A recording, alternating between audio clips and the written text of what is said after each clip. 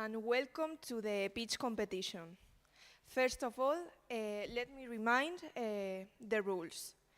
The startups will have 3 minutes to present who they are and what they do. After that, the jury will have 2 minutes to ask questions if they have about the startup.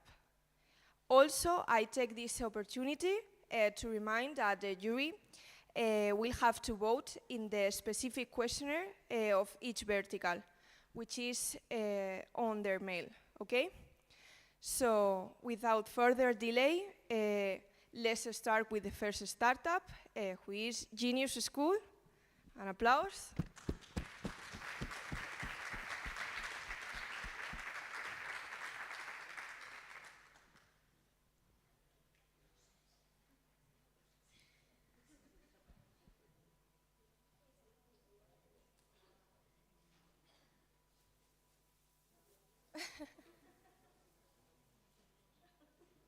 They're coming.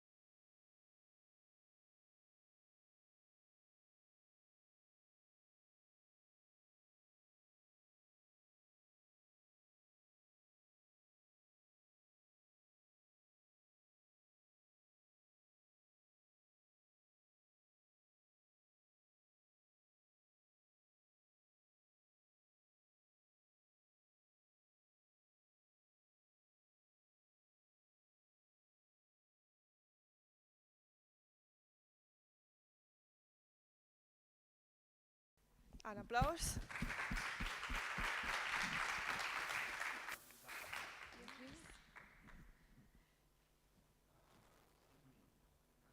Okay.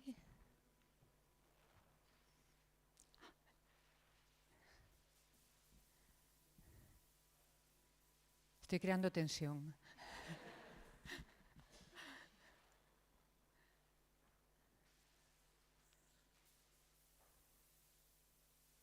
Okay. So let me start with a question. you want for your children? What will you give them so they can live safe, happy, meaningful lives? The best financial advice? The best digital devices? Or the best teachers? Nothing contributes to safe, prosperous, sustainable, equitable societies like excellent education. And the world needs excellent education at the now. The kind of scale digital. Oh.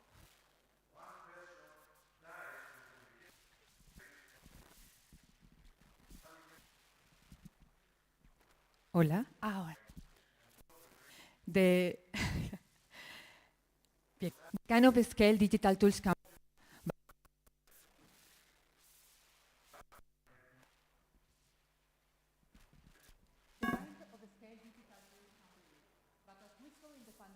digital education is far from excellent. The main okay. Everything is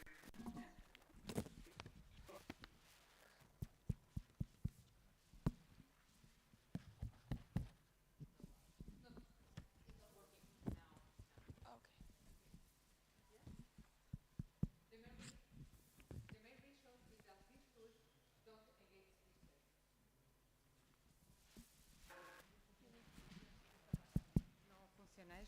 O sea, no sé lo que estoy viendo porque fallan todas las pantallas.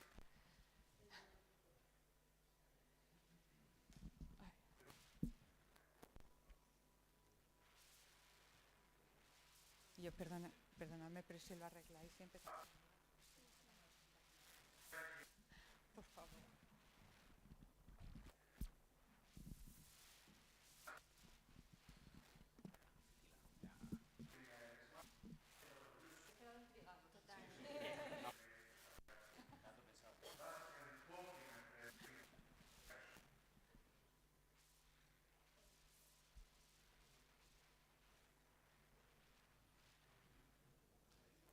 A mí no me preocupa sin micro, me preocupa que las pantallas no funcionen. ¿Sabes? Porque hay las salas. Sí, se oye.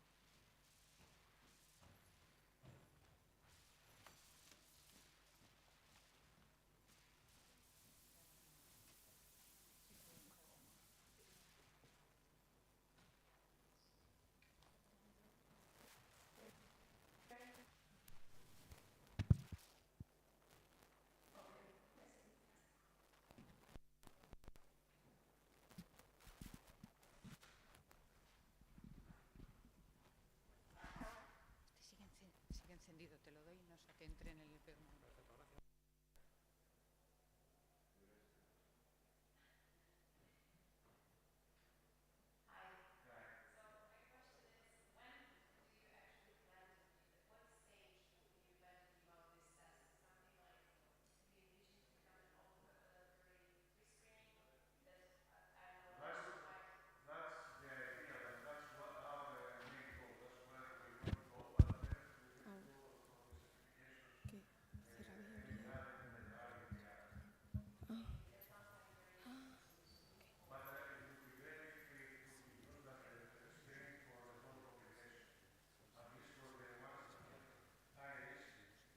Claro, pero es que no estaba sonando.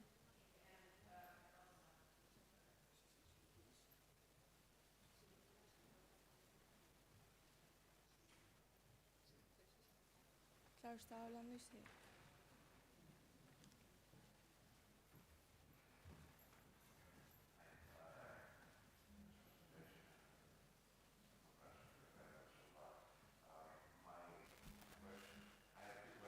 Sí, hola, 1, 2, 3. Sí, sí.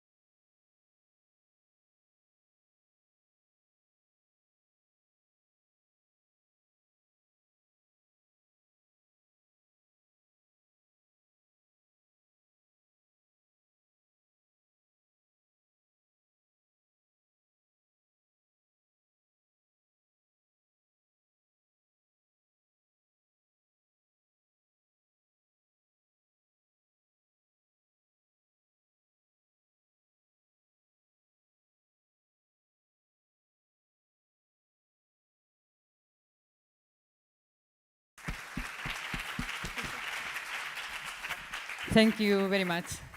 So let me start again.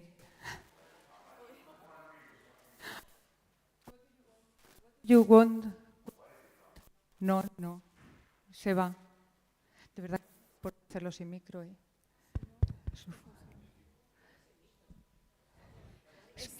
El problema es el streaming. Es que se va, se va. Okay. What do you want for your children? What will you give them so they can live safe, happy, meaningful lives? The best financial advice? The best digital devices? Or the best teachers? Nothing contributes to safe, prosperous, sustainable, equitable societies like excellent education. And the world needs excellent education. No. Yo, mira, o sea, yo lo siento por el streaming, pero O si no se lo puedes. es que se va, se va. Vale. Sigo.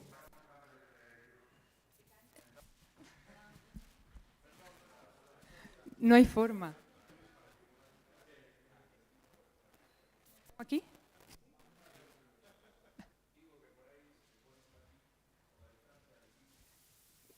Que me Pero la cámara...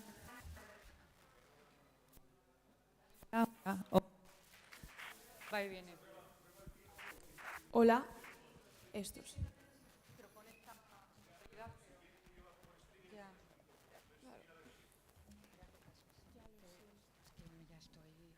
Sí. Vale, si quieres, comenzamos por Genius otra vez y luego, que ya lo siento, que los problemas técnicos. ¿Queréis contestar? Se escucha bien, lo hacemos.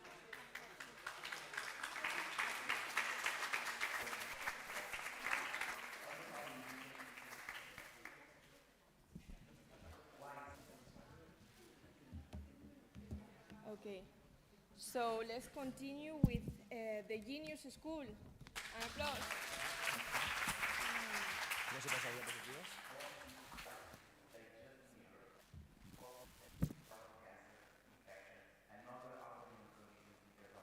¿Pero para dónde es? ¿Derecha, izquierda?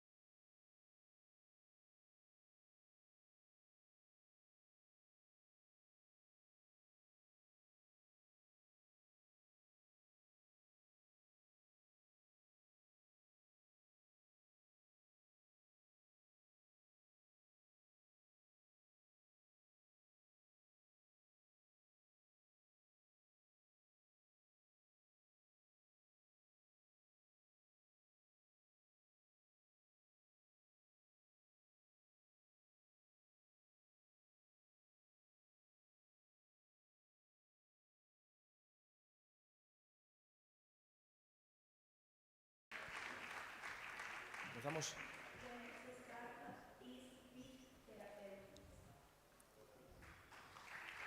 Okay, hello, good morning. I'm gonna tell you a little story that started 14 years ago. I studied engineering, but before of it, put your hands please up in the air, those who would like to be part of the change for building a better society, a more cooperative society. Thank you. My name is Pedro Carrillo. I am engineer in love with education. Once I started to study, once I finished my studies, I had the feeling that I am sure that most of you are sharing with me. And now, what's up? Any of you have shared this feeling after finishing your studies? Please? After finishing my studies, I felt that I am not able to manage my emotions, to public speaking, to teamwork, to doing my marketing, to manage my finance. So nobody has taught me how to soft skills improvement or how to manage my entrepreneurship skills. I am sharing with you some data. The most part of the population in Spain, adults and also children, are demotivated. More than 25% in Spain population is consuming benzos, and 1 in 3 students suffers from bullying today. And the most impact data, more than 90% of the people are passive observers. So, in this scenario, what are we looking for? We are looking for partners that help us to take the soft skills and the entrepreneurship education to all the children, all kids in the world. How? We are looking for public institutions collaboration agreements. We are looking for corporates that assume to the project, to the movement, in order to achieve all the schools in Spain. Also, working directly with the schools and also in our CARES, Centros de Alto Rendimiento Educativo. The solution, Future Minds Movement. Future Minds Movement is the educational, social and cultural change that support children and youth today to build tomorrow's future. How we do it? With the Future Minds Movement, we are in agreements with public institutions, with companies, with the schools, in order to take the Entrepreneurship Week to all the schools in Spain through the Entrepreneurship and Development, Soft Skill Development Hackathon for children, for kids, and the teacher training.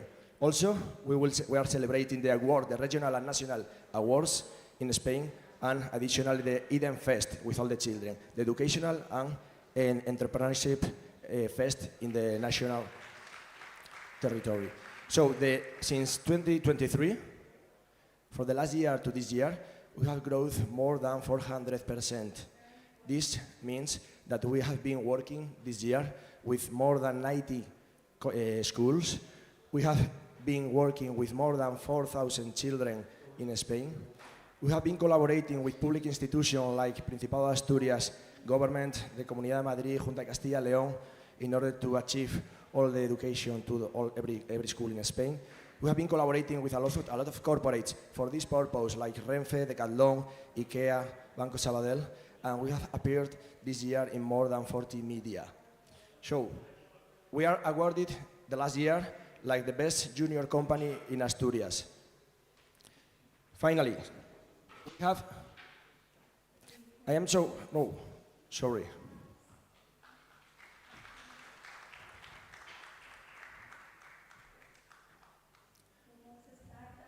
Yes.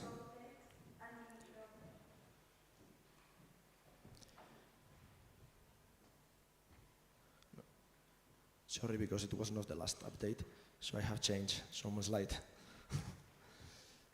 So, before to finish, I am glad to share with you the genius team that is making all this a reality, all my colleagues that is creating all the education in all the schools in Spain.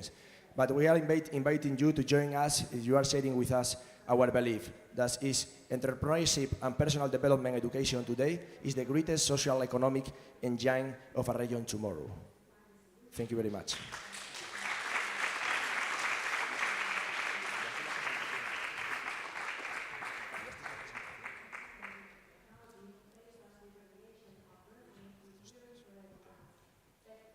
Finish? Someone have any question?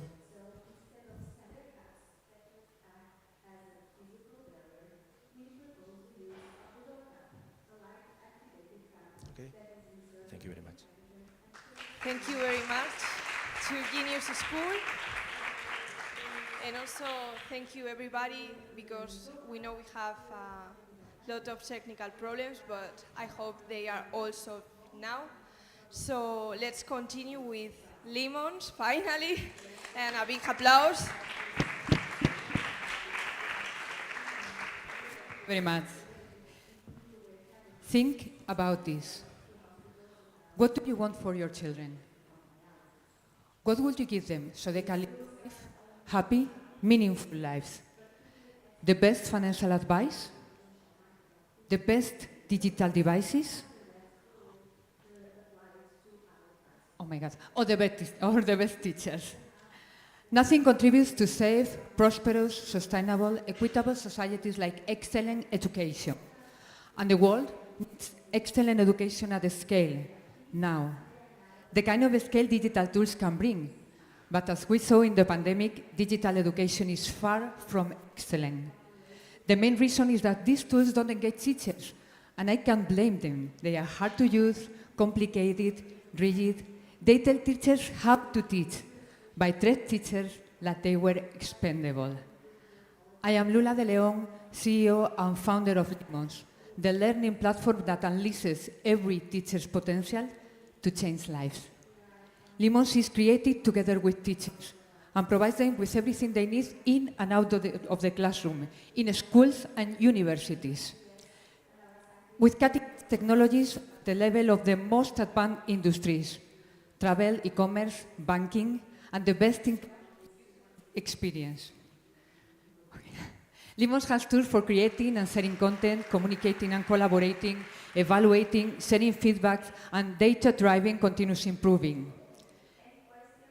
Lemons supports the most innovative methodologies: flipped classroom, agile learning, design thinking, helping teachers and students build a high-performance team and bringing a better education to scale. We are players, a team of senior experts in design, technology, teaching, and sales. And we are fueled by one powerful belief, the belief that everywhere has the right to a life-changing teacher. That's why we made Lemons open source, and we are turning it into a profitable ecosystem through a software-as-a-service version, a content marketplace, and data-driven learning services. Okay. Our goal is to achieve a leading position in a global market of almost $20 billion, joining purpose and business. And okay, we are in the round.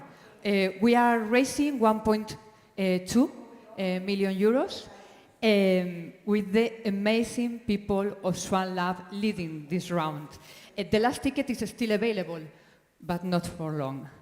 So if you, like us, believe everyone everywhere has the right to a life-changing, then you'll find investing in Lemons worth it, because the return comes in money, but also in future. We are Lemons, and we are in the business of human potential. Let's talk. Thank you.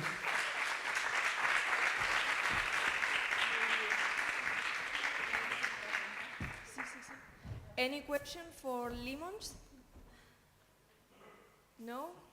Okay, so let's start with the next startup, which is Meter Zero Gar.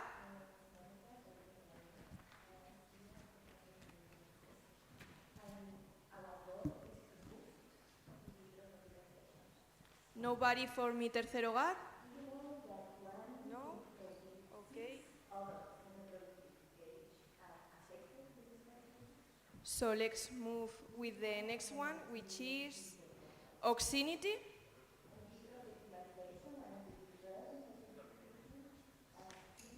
Anyone of Oxinity? No?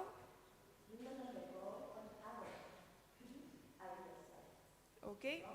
The next one is Koala Kids. Okay, perfect.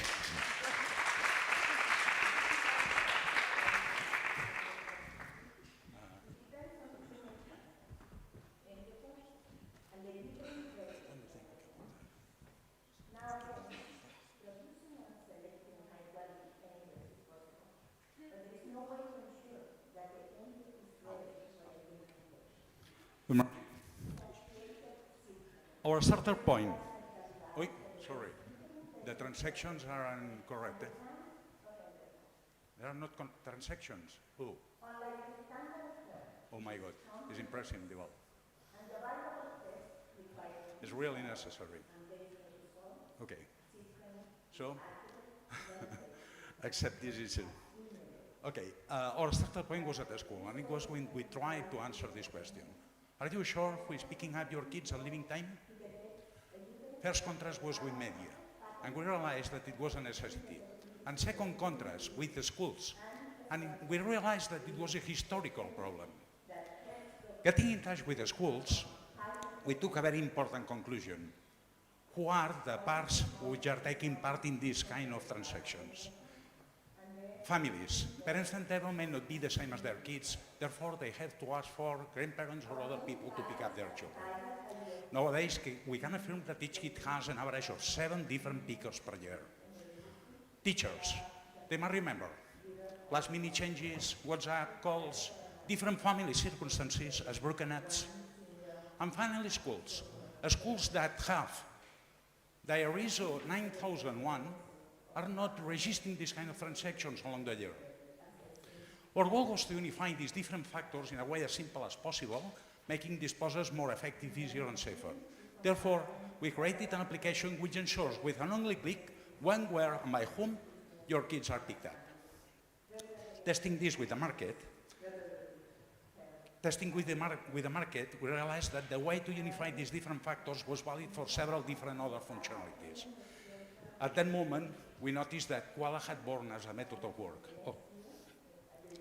3 common features are going to be our mates. Agile, one click. Easy. Nobody has to learn anything at all. Everything is developed aimed to the user experience. And finally, secure, because everything is going to be automatically registered. Okay, here I want to ask you to be patient because the transactions aren't correct. Okay, in first step, parents can choose who is going to be, each one of their kids, and with an only click can choose who is going to be the picker. And on second step, at the school, the teacher, just clicking on the photo of the kid, can see who is the picker authorized. And with an only click, everything is registered, and parents are going to receive a push notification which indicates when, where, and by whom their kids have been picked up. First, we look for our possible competitors, and we look the platforms that existed from our born back. And we look to how schools were doing this kind of process. But soon we realized that we had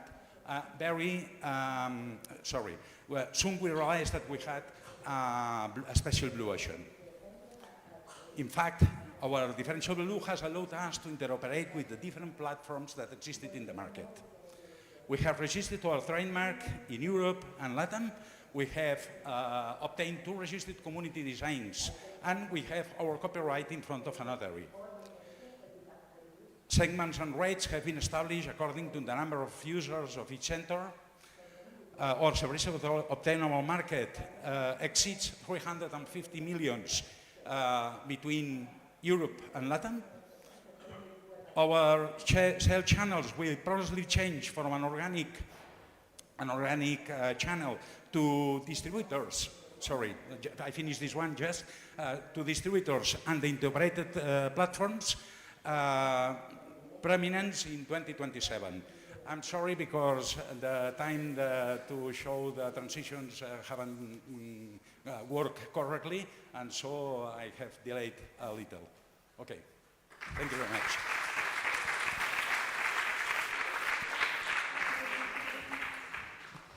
Any question for Koala Kids? No? So let's move with next startup, which is Ditto.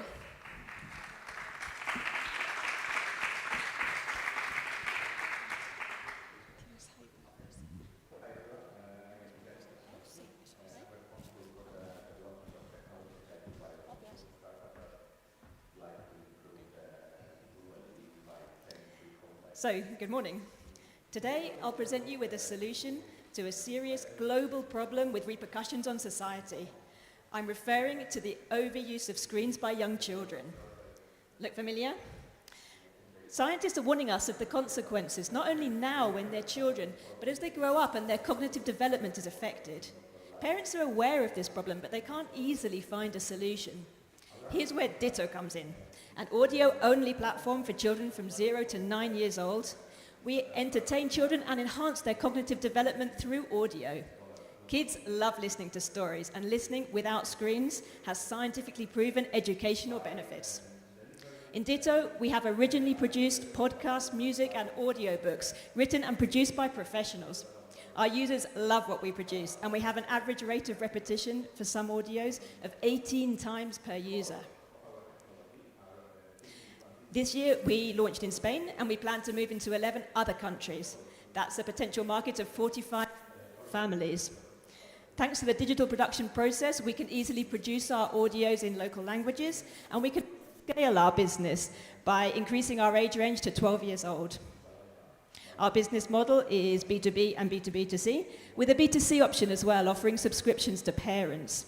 We work with teachers, providing them with resources to use with our audios in class, and we're also in negotiations with large companies who want to offer Ditto to their clients. A number of competitors have recently appeared on the market, especially outside Spain, but we believe Ditto shows clear competitive advantages. Firstly, the participation of neuroeducators and the application of AI. We're offering something really new and innovative. We're tagging our audios to indicate the concepts that they include to cultivate cognitive development in 7 different areas of the brain. This allows us to create an algorithm that will show parents and teachers which areas the children have worked more on and suggest new audios to develop other skills. Our audios are also classified by age and situation, which differentiates us from our competitors, as does the quality of our catalogue. Our audios are dramatized, cultivating children's imagination. We know how to do this because we come from the world of the radio. Luis has considerable experience as a program director in the leading radio station in Spain, Alfonso in the area of technology, and I come from the world of education. We have a strong team of advisors, specifically the chair of neuroeducation of the University of Barcelona. This would be our evolution over a 5-year term. This data is based on Spain. We're looking to invest in expanding our team, in technology, especially the production of a child-friendly speaker and in AI, in marketing, and of course in increasing our catalogue. We truly believe that Ditto is a solution that will contribute to the necessary change in the entertainment of young children. Thank you.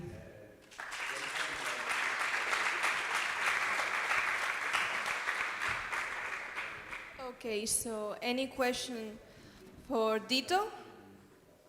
No? Okay, so let's continue with the last startup of EdTech, which is Eonesia.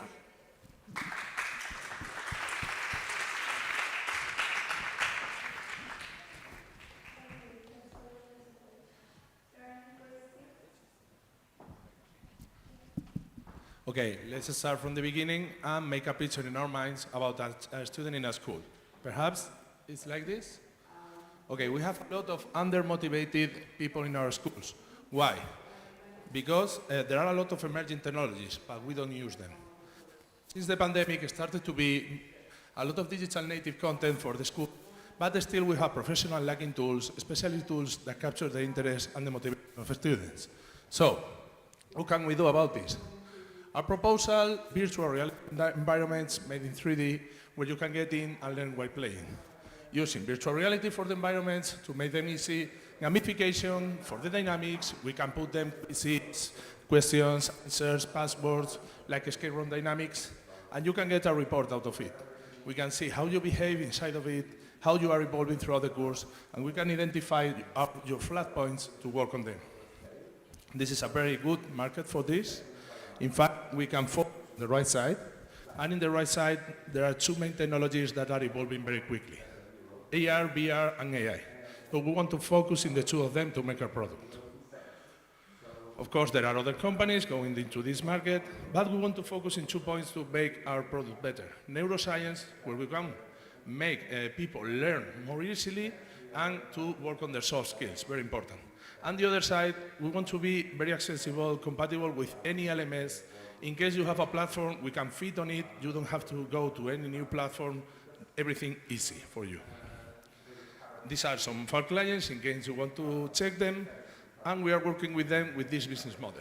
The pay-per-use for an individual experience. The subscription, in case you want a content package, you want science, there's science, five, 6 experiences. And the ad hoc projects with your terms, your topic, your content, your measurement, wherever, your rules. We have put a goal for this year of 3,500,000 to the end, and using this roadmap. We started testing our prototypes, environments, market, everything. We recently went to market, and we are now scaling in Spain and out of it. Of course, we count on some partners for this, especially Odilo is our big teacher content platform distributor, Neuromindset for the neuroscience, the soft skills, and everything about data, and we recently started working with the foundation of F1 in schools to put our content into their method.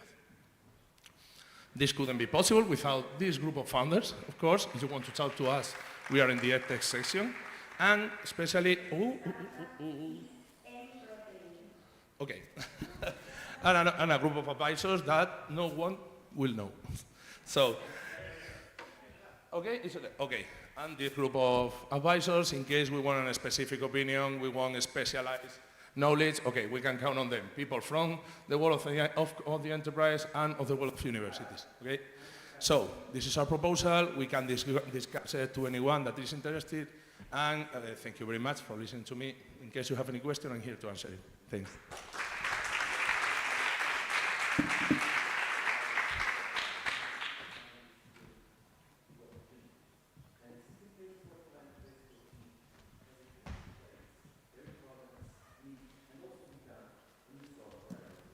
Okay, so any question from this startup? No?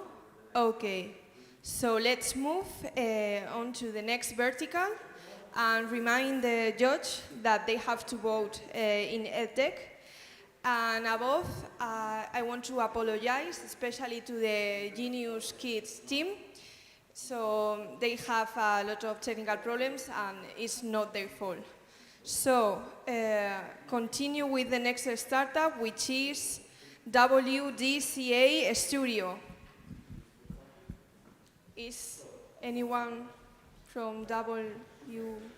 No? Okay, so let's continue with the next startup, which is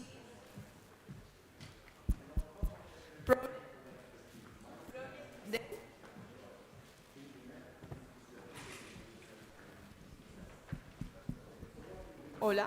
Project then? Anyone? Okay.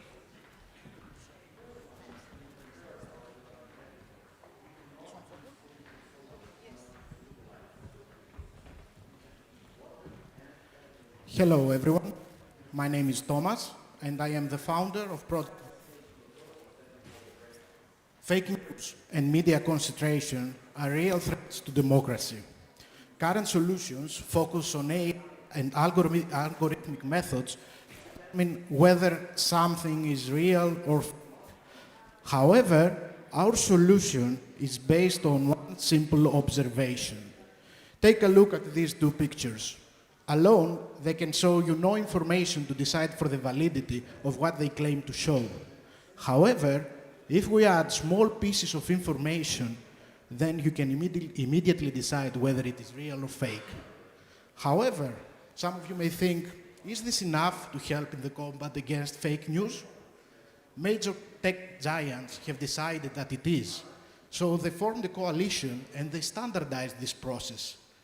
Actually, Nikon, Canon, and Leica decided that their next generation of professional cameras will have this standard embedded. This means that content embedded with metadata will be mainstream in the years to come. We want to use this information to help solve a major problem for the news industry, which is the need for valid and fast news. And this is a 60 billion market worldwide. Our solution is a mobile application that we give to citizens to help them, when they capture content, embed metadata to it on the fly, like geolocation and timestamp. They can then upload this content to our DEN platform, where journalists have access through a subscription model to have access to valid information about news.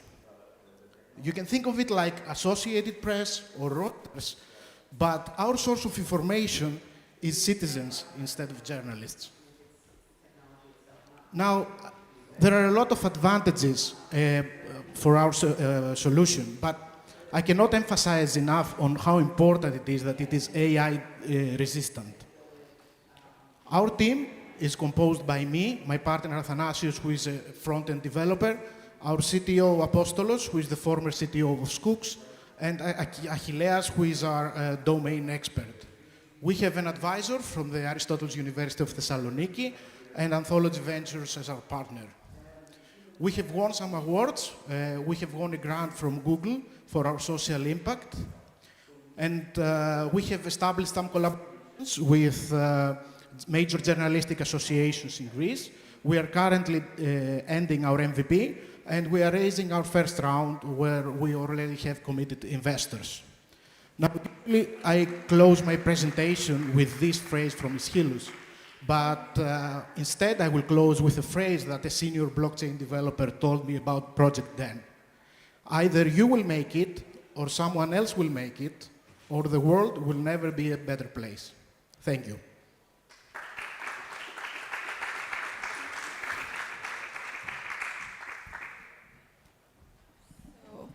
Any question to Project DEN? Okay.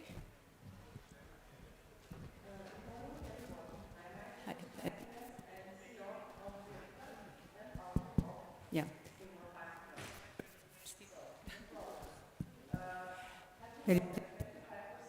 I'm sorry.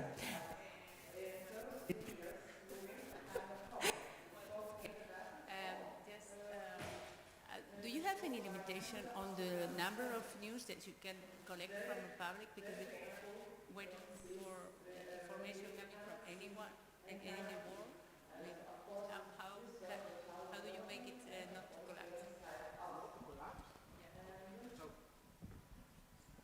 Content is very important for us. So the more content we have, the more value we give to journalists. There's no limitation on that.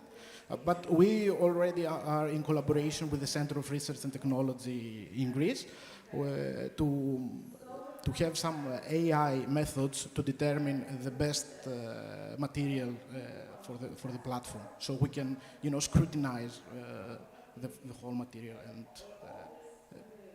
decide which is the best. Okay. Any other question? No? Okay, so thank you very much. And let's move with the next startup, which is Universo Media SL. Okay.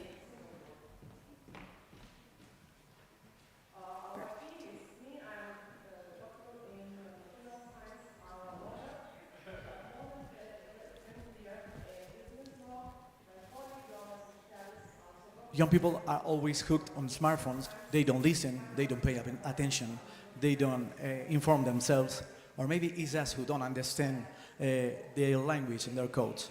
I am Javi Bañez, CEO and founder of Universo Media, the leading media company of the Hispanic market that speaks the language and shares the values of Gen Z and millennials.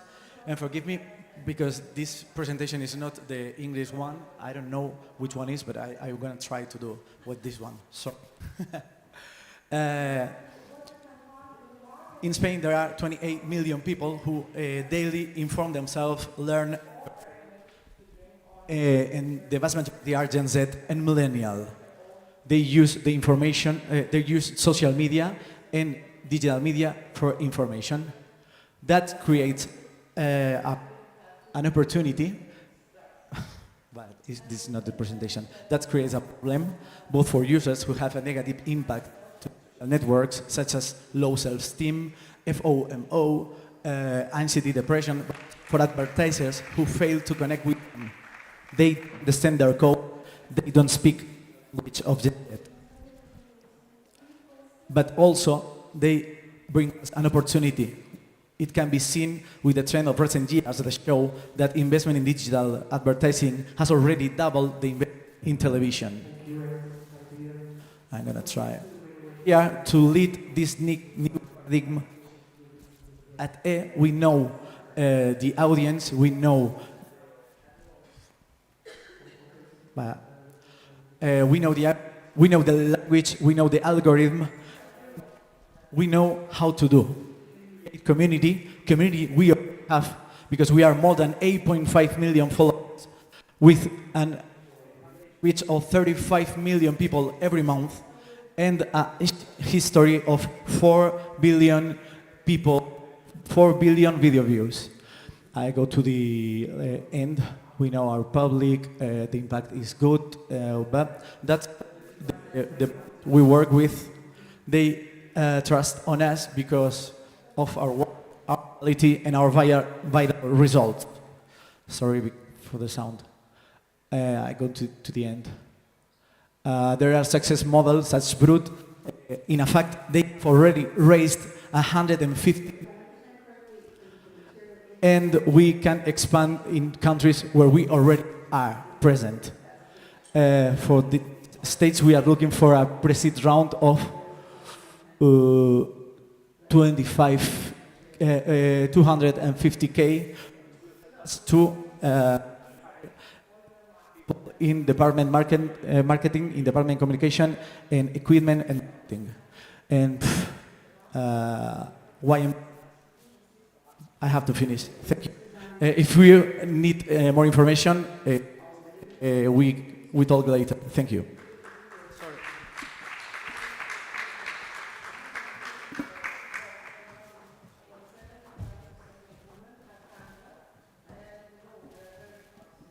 Okay, any question for A Universo Media? No? Okay, perfect. So you can vote now for vertical of media, and then we continue with the vertical of eSport with Gámez Studio.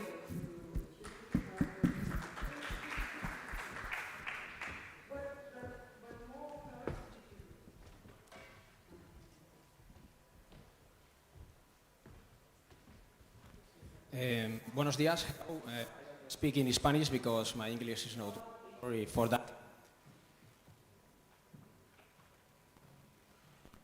Mi nombre es Iván José Gómez Rojo, soy CEO de Gámez Studio, startup dedicada a la creación y edición de videojuegos, lo que comúnmente es a gaming,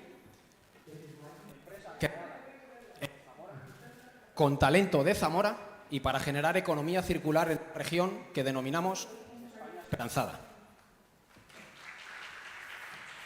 Somos la herramienta educativa del siglo. Nuestro estudio está dirigido por 3 personas con más de 20 años de experiencia en su sector. Yo, creador y desarrollador de videojuegos, José Antonio Bartolomé, director educativo, y mi persona como gestor empresarial y en innovación. Queremos llevar el gaming a los colegios e institutos. El gaming no es malo. Queremos desmitificar la falsa creencia de que los videojuegos son contraproducentes para la formación de los alumnos. Por eso hemos creado. Nosotros entendemos que la educación del siglo XXI tiene que hablar el mismo lenguaje que los jóvenes de hoy. A diferencia de las herramientas que podemos encontrar en la actualidad, nosotros no digitalizamos. Nuestro sistema, Diroc Student, ayudada y apoyada con una inteligencia artificial creada y diseñada por Gámez Studio, es capaz de adaptar los contenidos educativos a cualquier país, región o comunidad, lo que hace de nuestro sistema que sea totalmente escalable, adaptable a cualquier idioma o a cualquier contenido. Brindamos la posibilidad de que la herramienta sea totalmente transformable y adaptable por el docente. Además, permitimos el balanceo de los alumnos, lo que permite un seguimiento personalizado de los mismos, ayudando a los alumnos con más dificultades en el aprendizaje y fomentando y empujando a aquellos alumnos que son más destacados. Transformamos la educación, damos acceso a mayor información y creamos herramientas personalizadas de educación. Una cosa está clara: la educación del siglo XXI tiene que adaptarse a los nuevos tiempos. Y los alumnos no quieren interactuar con libros, sino quieren interactuar con elementos electrónicos. Por eso hemos creado Student y por eso queremos llegar a todas las casas y a todos los educativos. Esto es.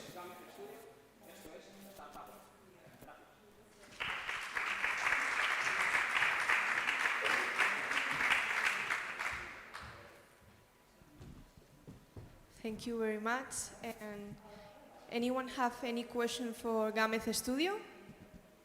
No? Okay, so let's move to the next vertical, which is energy and sustainability water. And let's continue with Therminer.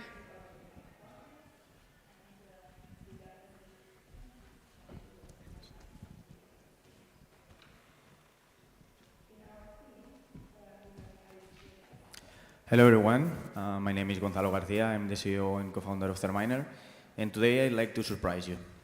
And let me start by asking you a question.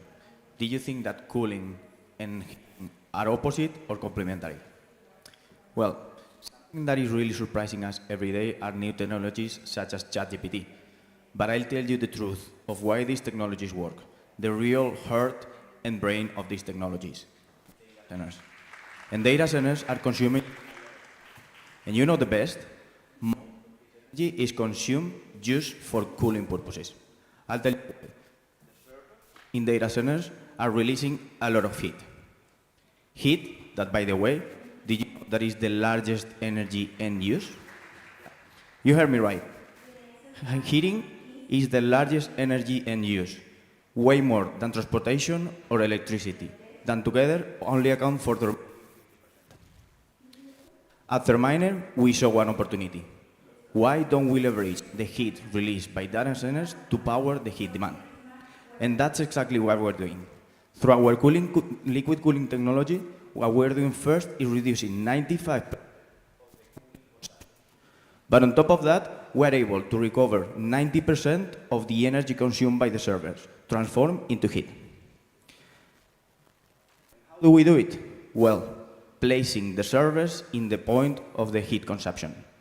While the server is working remotely, it's releasing the heat that is consumed locally. And this is allowing us to get a recurrent revenue released by the servers while selling the most advanced hosting services, covering to expand our infinite network. And to achieve it quickly, we found the perfect partner, solar panel installers.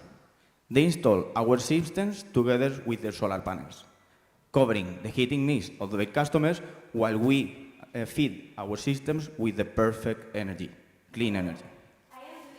And that's allowing us to get the advantage against our competitors, another data center providers, heating recovery systems, or liquid cooling technologies.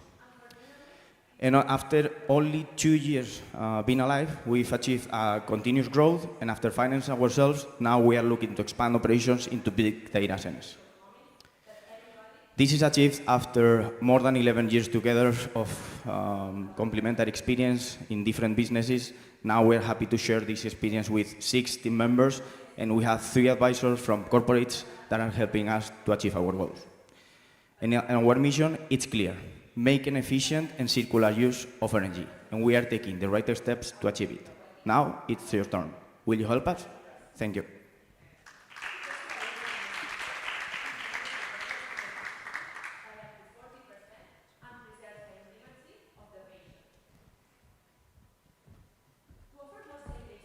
Thank you.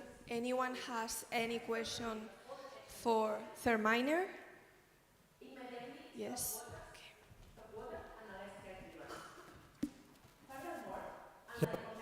Pretty nice presentation. I want to ask you, in how many countries are you currently working, or only in Spain?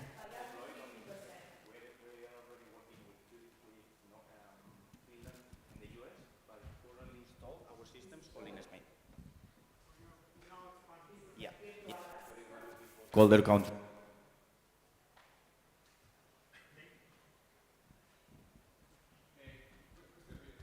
Okay.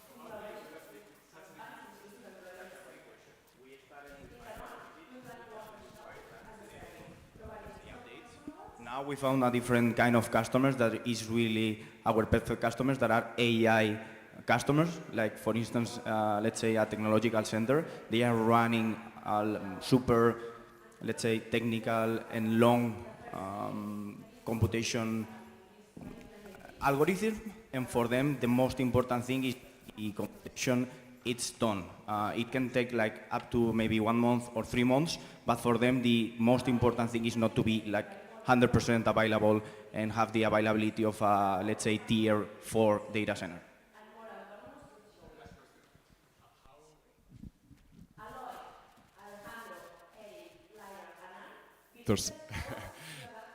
How much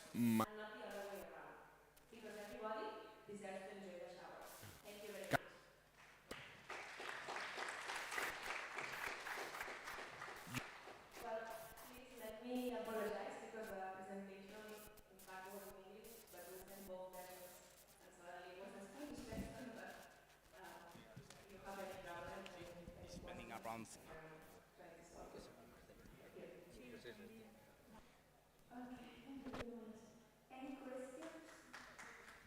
So thank you very much, and let's move to the next startup. Nanost. Ah, perfect.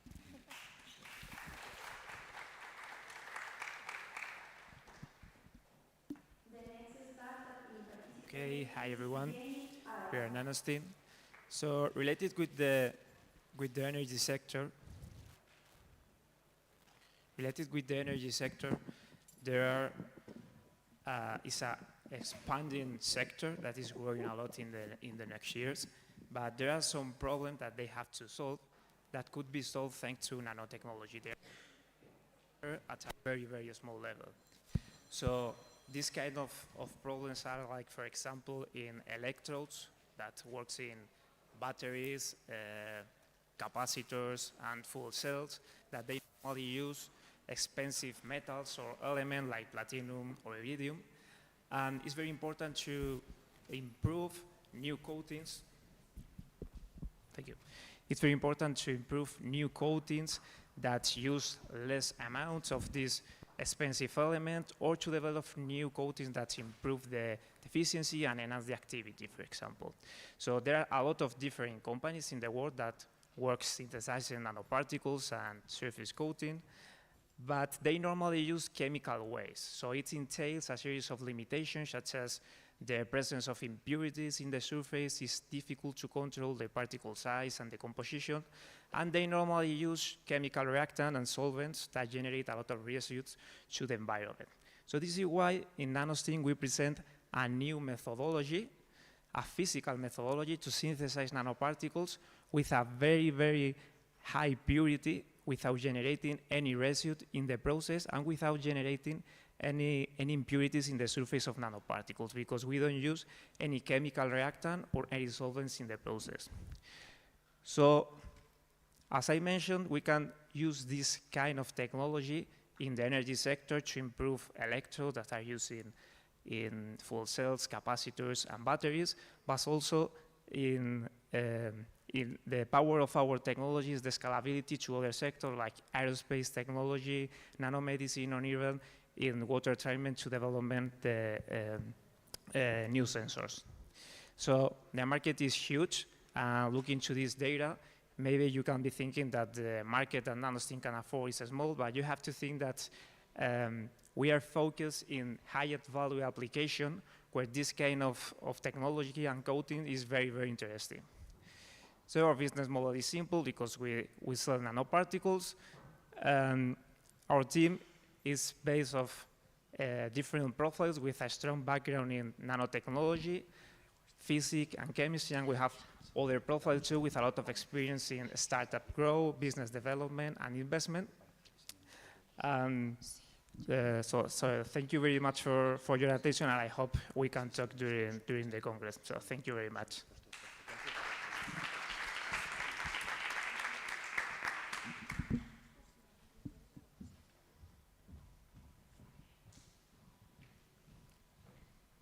Okay, so thank you very much. And any question for this startup? No? Okay, so the next one is Moreco Tech.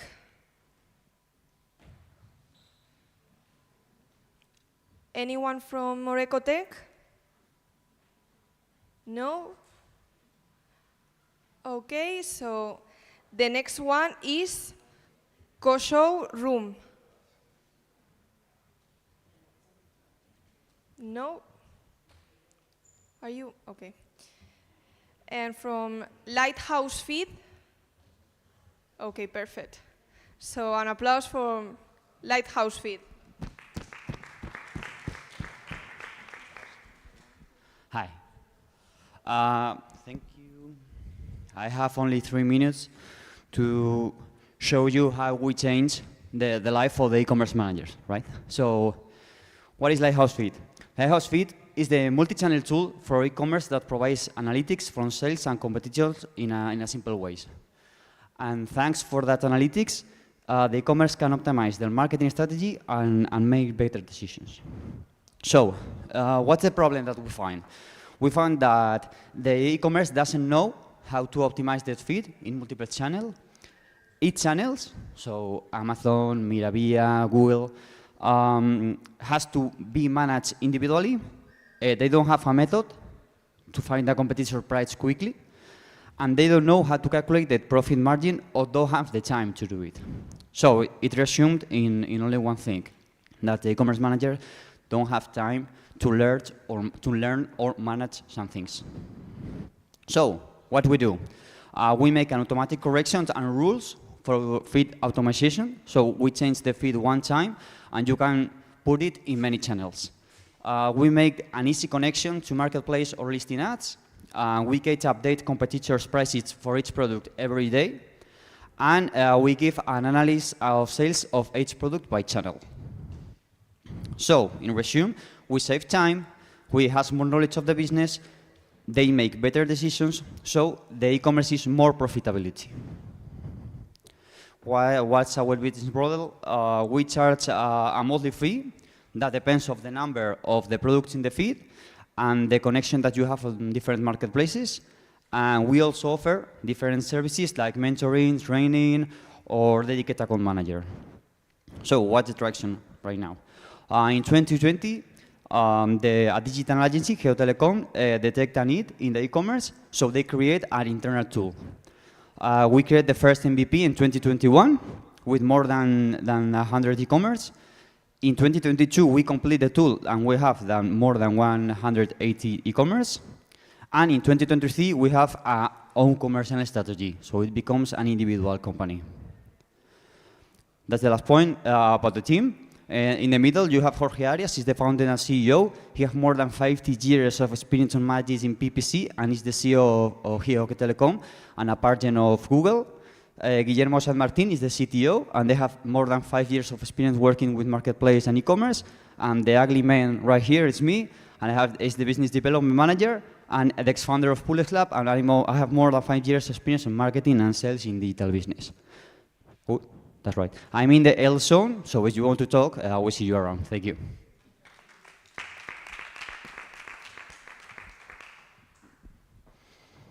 I can continue speaking if you want.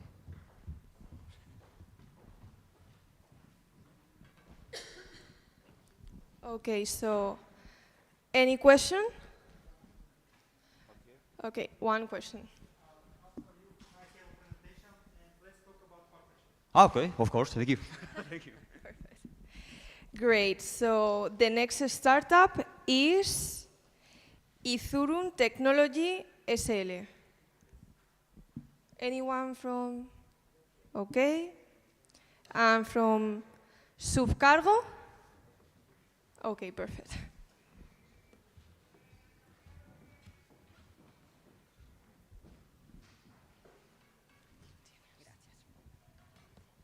Hola, ¿me escuchan? Bueno, hola a todos, mi nombre es Fernanda Palacios, vengo de Chile y les voy a contar en poquitos minutos de qué se trata Subcargo, ¿vale? Bueno, Subcargo es una plataforma que busca digitalizar y democratizar el transporte de carga y básicamente se origina o surge de una principal problemática que es que la industria del transporte en Latinoamérica y en Chile, y podría repetirse en muchos otros países, está muy concentrada.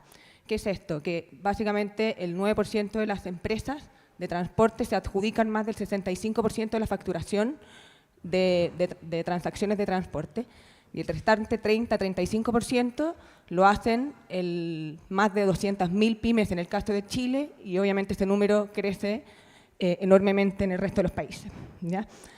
Derivado de eso, obviamente la industria, derivado de eso, obviamente la industria es un mercado muy fragmentado, inseguro, cuesta mucho controlar todo lo que tiene que ver con la documentación, digamos, no sé, por el permiso de circulación, los seguros, etcétera.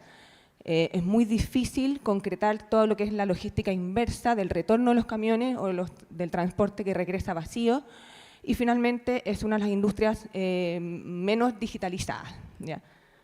Entonces, ¿qué hace nuestra plataforma? Básicamente junta las puntas entre los clientes mandantes y las empresas transportistas a través de una plataforma web y una aplicación donde básicamente nuestros clientes realizan solicitudes y eso machea con distintos ofertantes transportistas. Perdón. Esto nos trae obviamente muchos beneficios tanto a los clientes mandantes como a los transportistas.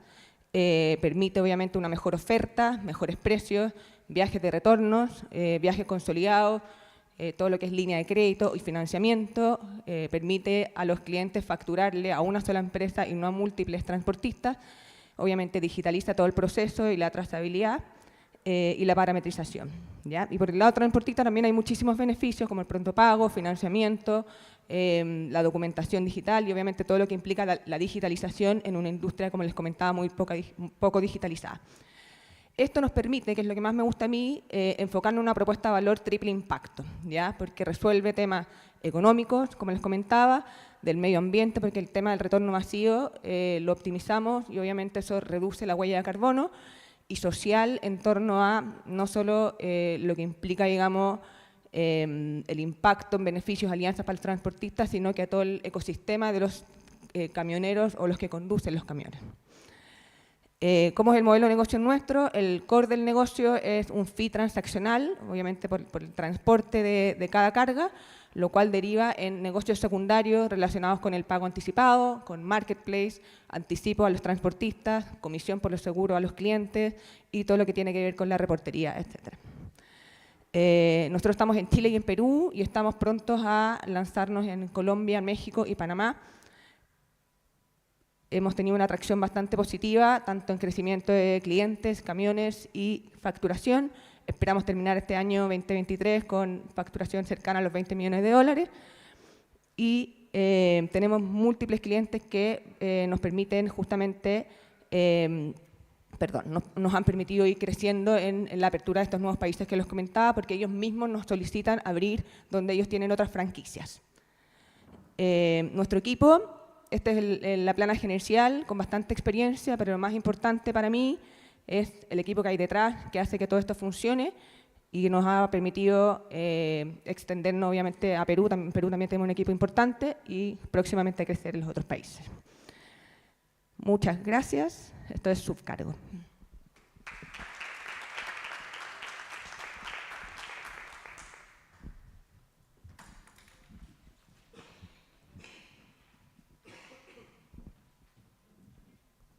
Okay, thank you very much. Any question from this startup?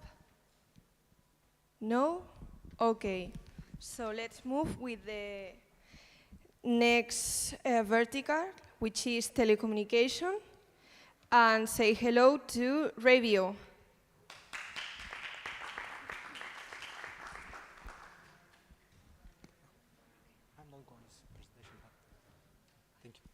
Hello, guys.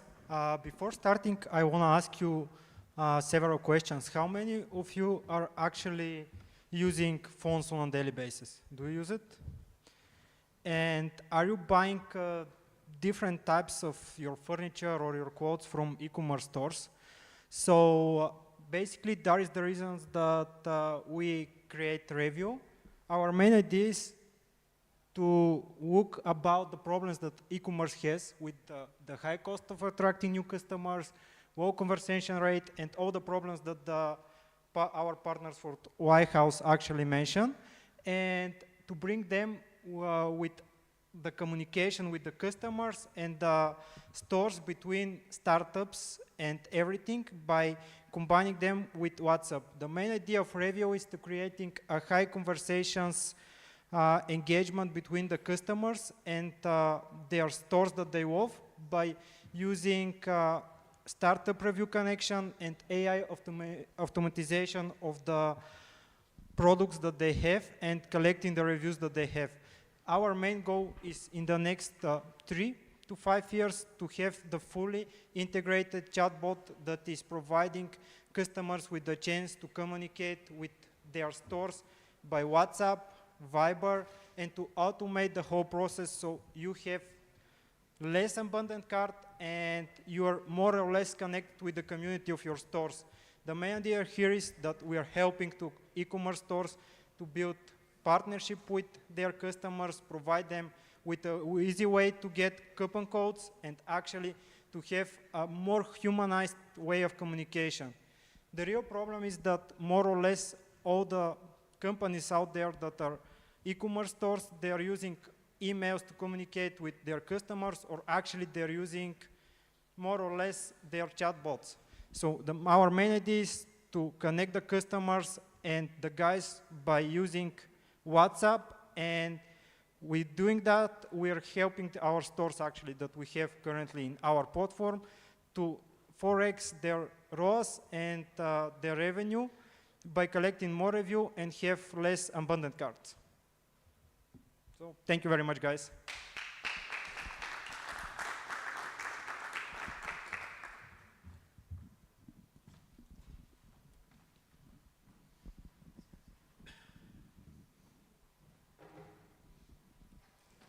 Okay, so thank you for your presentation. And has anyone have any question? Okay. I would like to ask whether they have some statistic with how many percent is the communication via WhatsApp better with this one via email? Well, the open rate is 3x and around the required rate is around 15%. Actually, that is something that we have seen, and actually it's better for a bigger stores that are more than 20 million euros of revenue, because they have a bigger customer base and a lot of people are just growing their phones, but not actually having the time to buy the things, and they're just abandoning their cards and everything, but by receiving the automated messages that we have through WhatsApp, they're coming back and buying and leaving reviews. Thank you. Thank you. More question? No? Okay, so thank you very much. And the next startup is Canal Inmobiliario TV.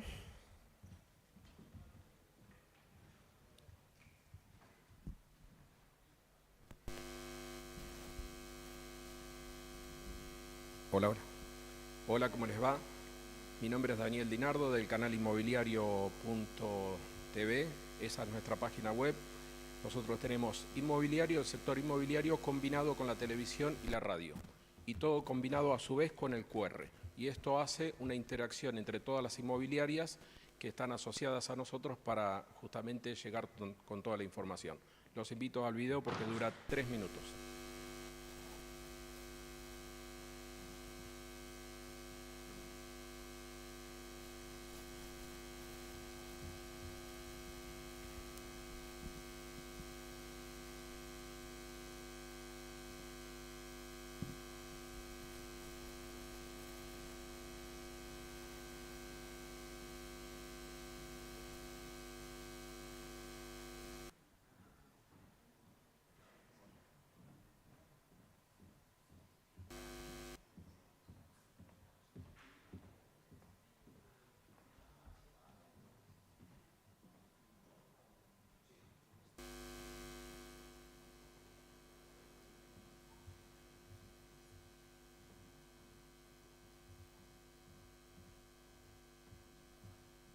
Mientras sale el video les cuento que canalinmobiliario.tv nace en Pinamar. De ahí salimos con un pequeño programa, luego pasamos a un canal, a una señal de noticias y en esto agregamos a lo que es emitir propiedades de nuestra inmobiliaria y de los colegas, siempre avalado por un profesional. El profesional está matriculado y hoy pretendemos televisar en España y en canales de habla hispana todo lo que es la televisión referida al sector inmobiliario. La información de las propiedades que tenemos en venta.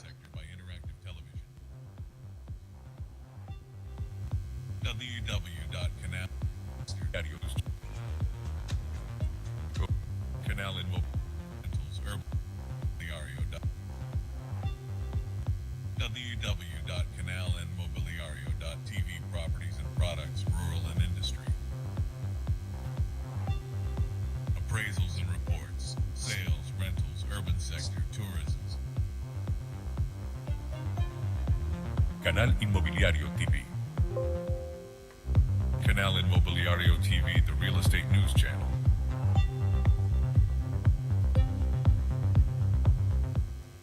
Scan the QR code with your cell phone camera for more details.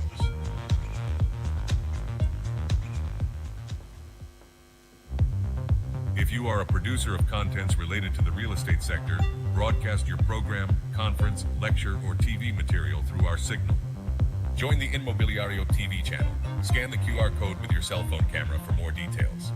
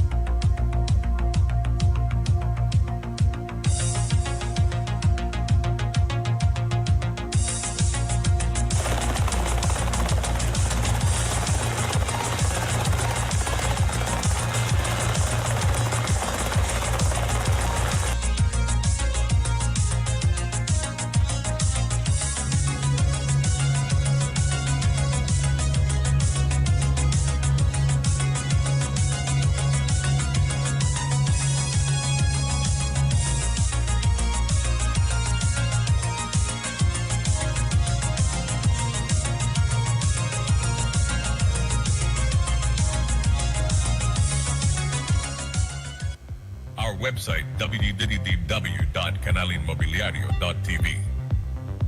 Download our interactive TV app from Play Store and App Store.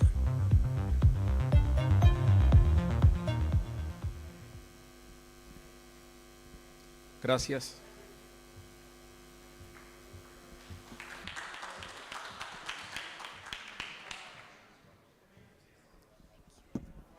Any question for this startup?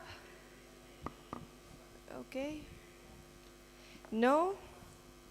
So we continue with the next one, which is M2 Sensor SL. M2 sensors? No? Okay, so the next one is Recomiend App. Oh, perfect. So, applause.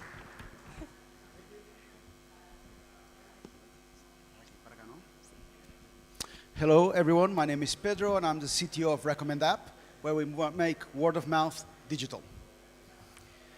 The idea for Recommend App came from a simple realization that if you are in the middle of the night and you need a plumber, it's quite difficult to get one. What do normally people do? They go to Google, they type plumber, Salamanca, urgent. You get flooded with gazillions of results. You look at a couple of them, you can't really trust the reviews. Then you try another platform, that doesn't work either. You desperately go to LinkedIn and then realize plumbers don't have LinkedIn accounts, and you end up doing what everyone does, which is calling your friends, your family, and trying to find if someone knows a trusty plumber. So we have a problem. You need to search through multiple platforms. It's inefficient. It takes a lot of time, and there's no guarantee of success. But there's also a problem on the other side. The professional has difficulties managing so many platforms. Actually, most of them have a very low IT capability, and they end up just relying on word of mouth, on talking with their friends, trying to get recommendations, etc. But we got a solution. Recommend App is a collaborative platform where you can, with your permission, we access your contact list, and what we do is we recommend professionals that are known by your network. And that way, we also allow you to recommend people that you know, and together we'll create a directory of trusted professionals, and you can look at them and look at their recommendations, contact them directly, either by WhatsApp, our internal messaging service, or you can call them directly, okay? So the platform is up. You can go and download it either for iOS or Android. You can search, browse, and most of all, you can have them in your pocket when you need them. Company is growing. We're now getting traction. We're on track to get 10,000 professionals here in Spain, 200 of them paying. We get very good retention rates, 15% referral from our users. And we are in a market which is maturing, is quite big, with loads of opportunities. There are competitors, but they are too specialized and slow, or they're too generic and too noisy. And the ones in the middle are quite antiquated. Who uses Yellow Pages anyways? So if you want to find a professional quickly and a trustworthy one, you go to Recommend That. Business model is a freemium. We provide the service for free for any professional that wants. If they want more services, they can pay $14.95 a month. This is the team, so headed by Samuel, our CEO, myself as CTO, both of us second-time entrepreneurs. We're heading a small but very energetic team, and we are backed up by a very experienced advisory board with a lot of experience in marketplaces. So our roadmap is to solidify our marketing model now, and then in 2024 go global. So if you need a professional, you know where to go. Download Recommend That. Thank you.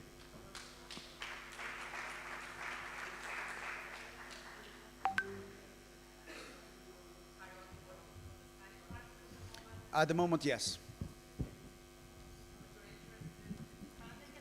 Yes, yes. So after we solidify and we get all of the metrics on how to enter each urban city, and we get all of that here in Spain, the plan is to go to LATAM, and then from then come back to Europe, because the market is a bit more complex.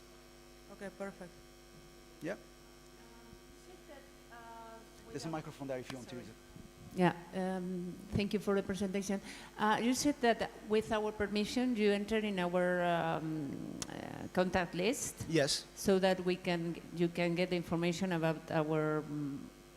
We don't store the information. Yeah. But with that information, what you can do is quickly recommend professionals in your list. And then we also look at it, and if there's any professional that is in your search that knows one of your contacts, we highlight it in your search. So we say, this professional that we are featuring on the search is known by someone you know. So that adds trust. It must be someone that we have in our contact list. Yeah, exactly. And we have to share our contact with the... Just on the app. It doesn't get downloaded. No. Okay. Okay, thank you. You're welcome. What exactly kind of contacts you're collecting? Well, just From the number, the really. social Just the number, media? really. Okay, it's from the contact Just list. the number, yeah.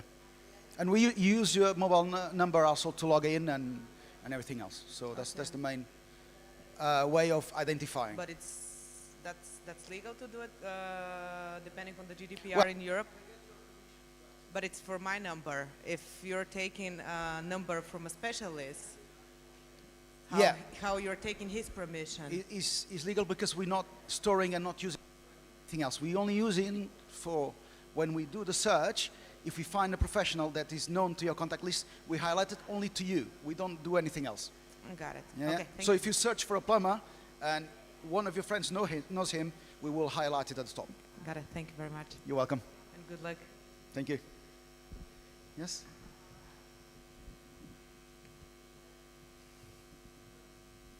Okay, so if I need a plumber, I will go on and download the app to find out if I can find anyone.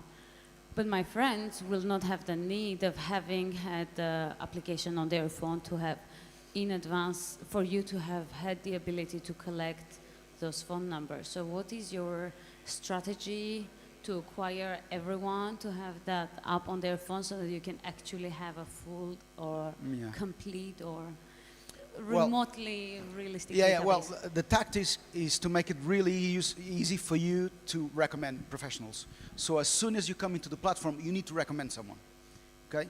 And then inside the platform, because we go to your contact list, you can actually just see your contact list and say, oh, okay, this is a professional I know. You can click, and in 2 clicks, that professional is recommended.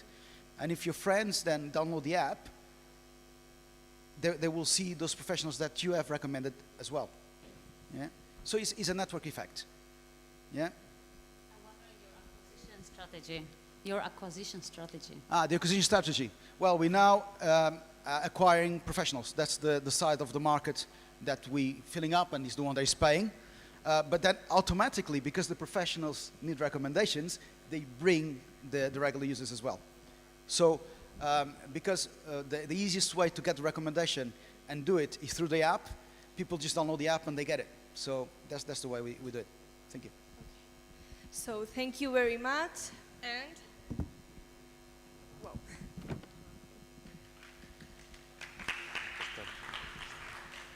And let's continue with a startup that is in another vertical, but he was a little bit of delay.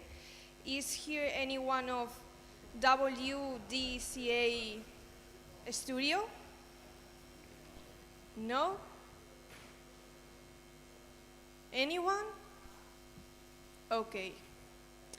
So let's make a little break and let's go back in 10 minutes, okay? Thank you.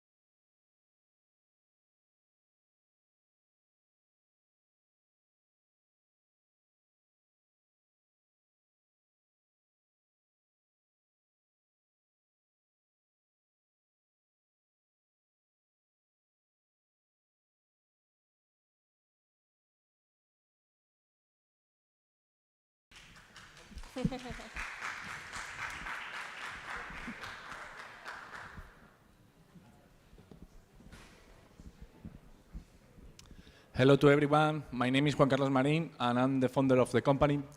Aires is a startup that develops unmanned aerial systems for intelligent infrastructure inspection. Do you know that there are more than 100 million kilometers of power grids around the globe?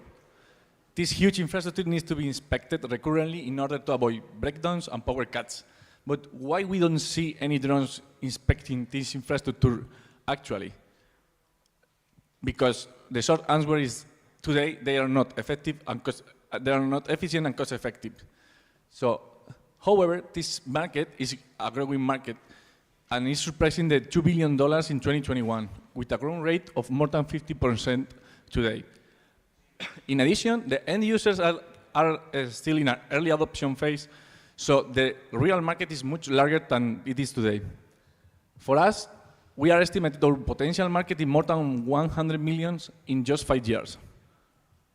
Our solution is a combination of both hardware and software with two different lines of work. We design an humanitarian vehicle with hybrid and long-range electrical propulsion and with advanced navigation and data capture features. And we develop a cloud ground control station for fleet management and real-time data processing. Our solution, with this combination of hardware and software, we will automatize the infrastructure inspection in a way never seen before. And with our solution, we estimate that we will reduce the time per inspection by 90% and the cost per kilometer inspected by 50%.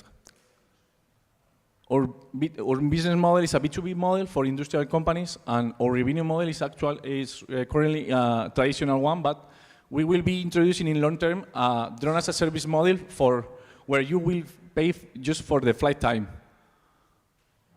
Of course, our real competitors are mainly two, mainly because the human watchers are still in use, but they don't add value to the company. So the real two competitors are traditional means like helicopters, where our main difference is the cost per inspection, and consumer drones, where our main difference is basically our highly specialized solution for infrastructure inspection.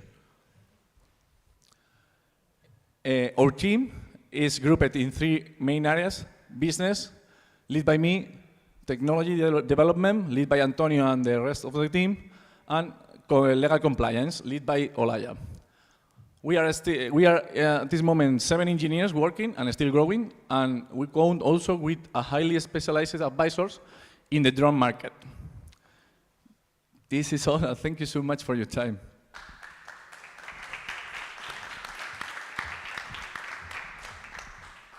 Time for questions? Yes.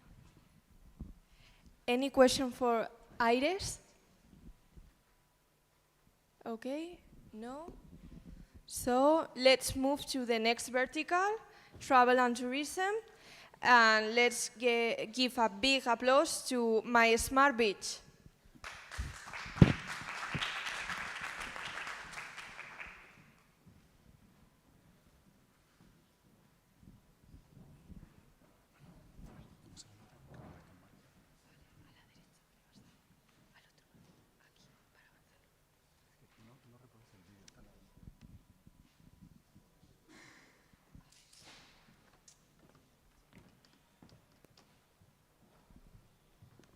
Give us 1 second, we have technical issues.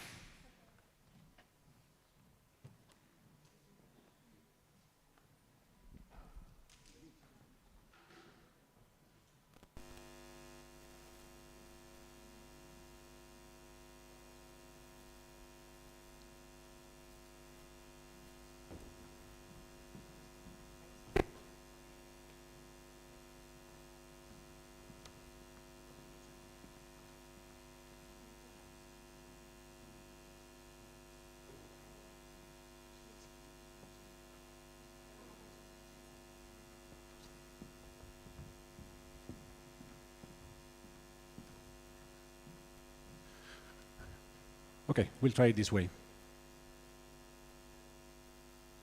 Okay. Every year, more than 200,000 people lose their lives by drowning in the whole world. 85% of the times, it happens when there is no active service of lifeguarding. I am Juanjo Andreo. I manage my Smart Beach, which is the first international smart beach operator. Give us 1 second, please, guys.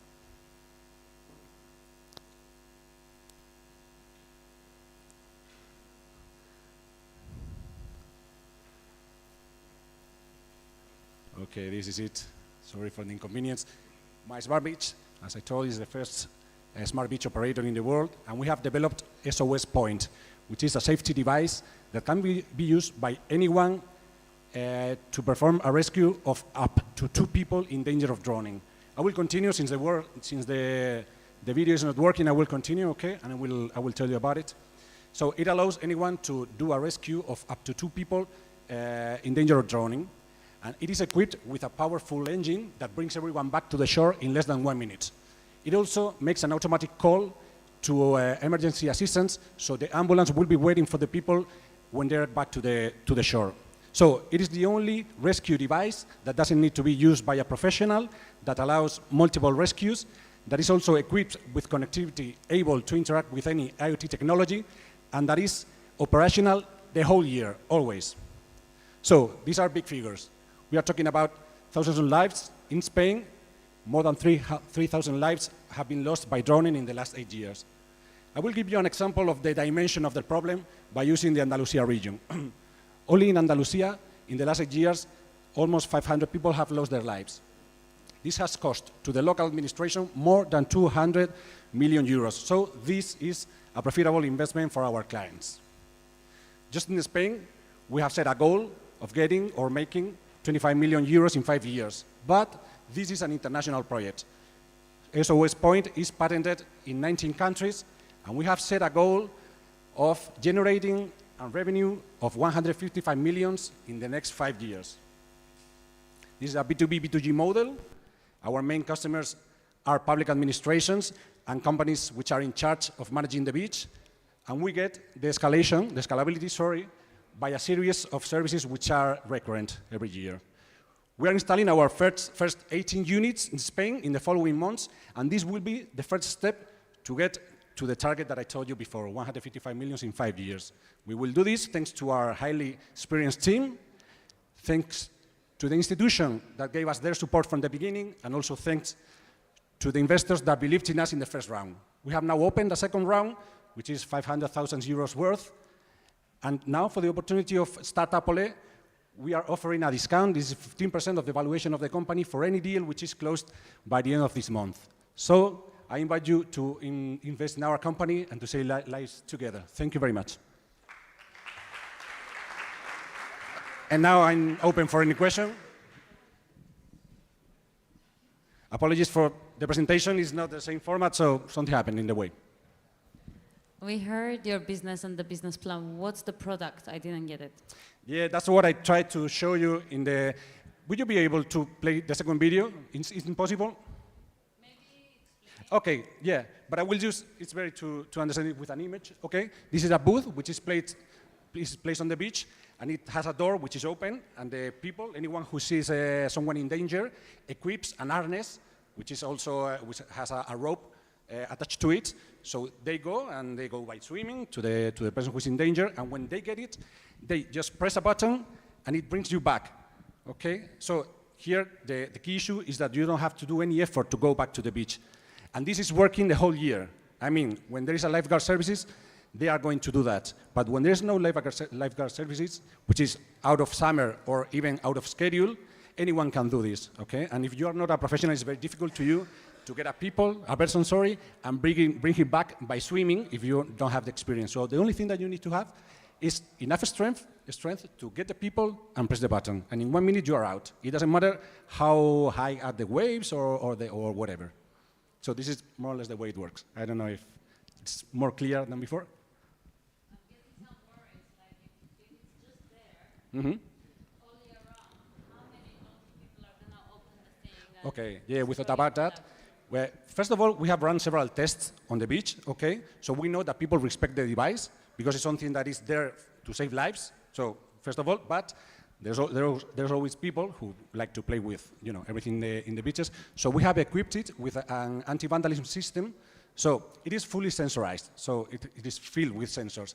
The device is able to detect if it is performing a rescue or not. So if it is open and 10 seconds pass and it doesn't detect that is doing a rescue, then a big alarm starts to sound, some lights as well. A phone call to the police is also made, and it takes several pictures, so anyone that is doing the bad use of the device is getting recorded. So we cannot put some crocodiles around, but yeah, we try to do that. Anything else? Okay. Thank you very much for your attention. Thank you.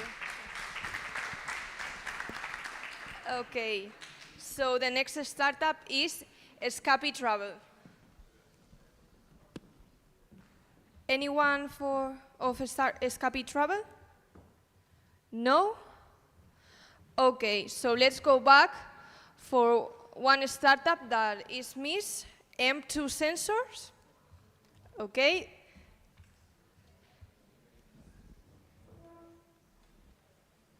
Thank you. Thank you very much.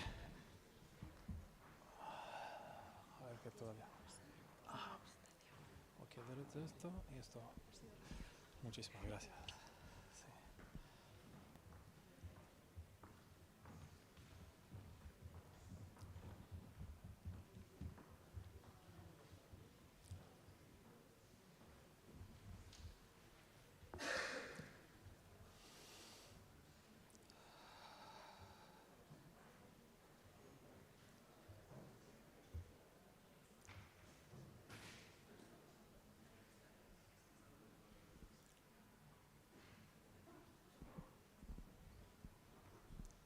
Here, okay.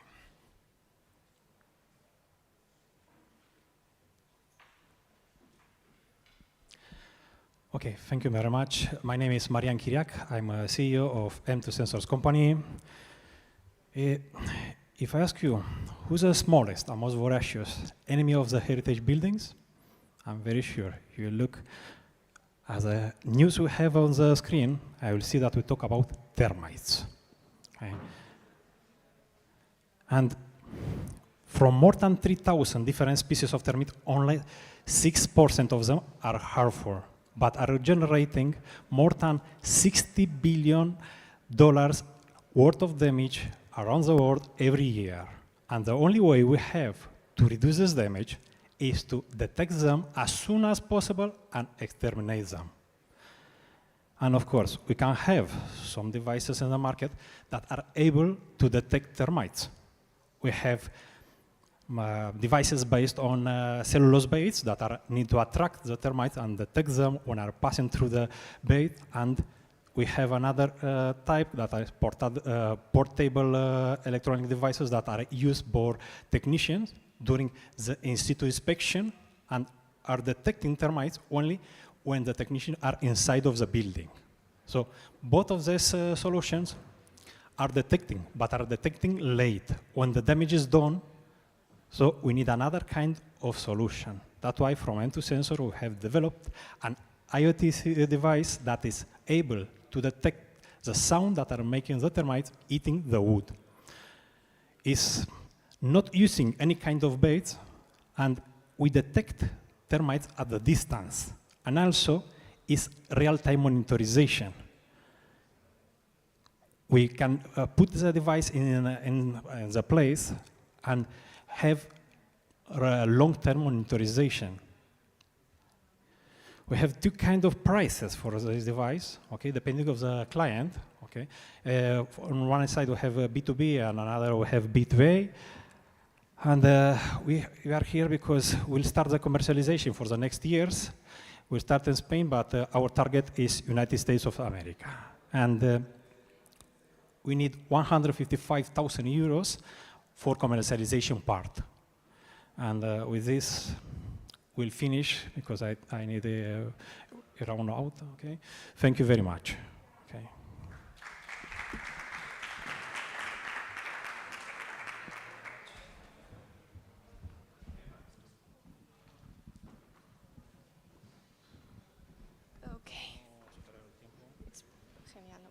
Okay. Any question for this startup? No? Okay, so thank you very much. And let's go back to Kikoto.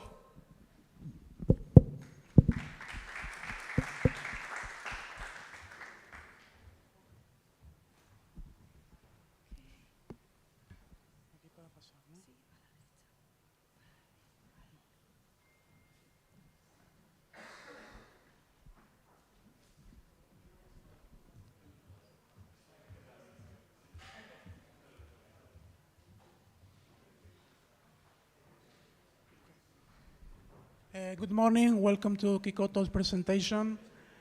First thing I want to explain to you what is Kikoto about. We are the ultimate platform to get your ferry ticket.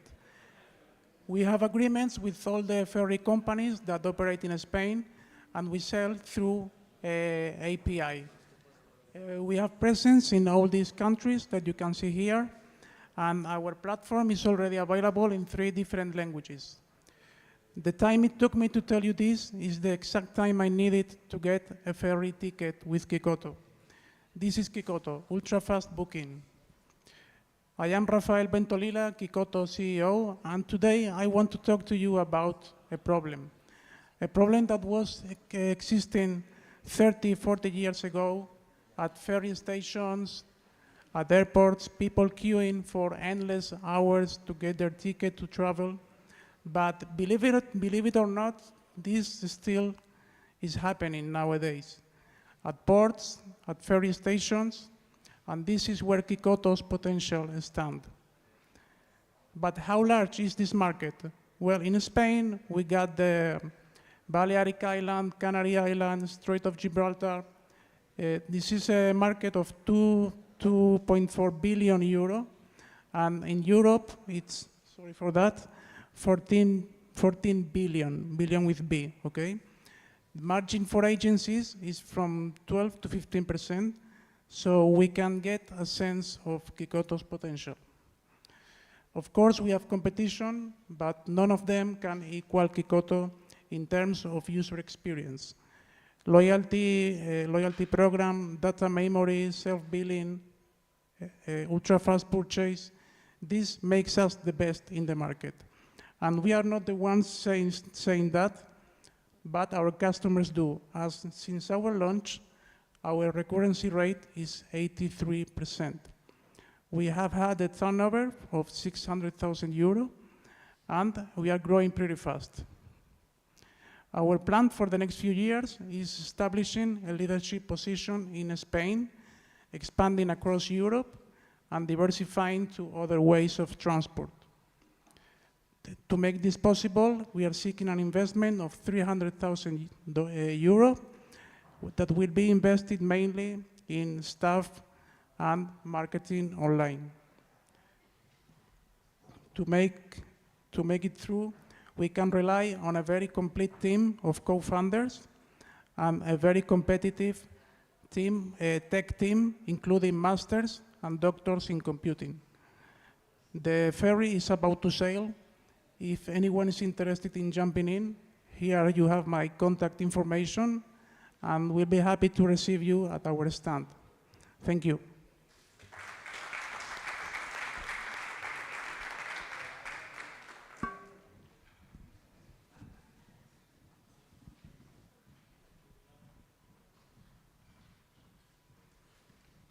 Okay, so thank you very much for your presentation. And any questions?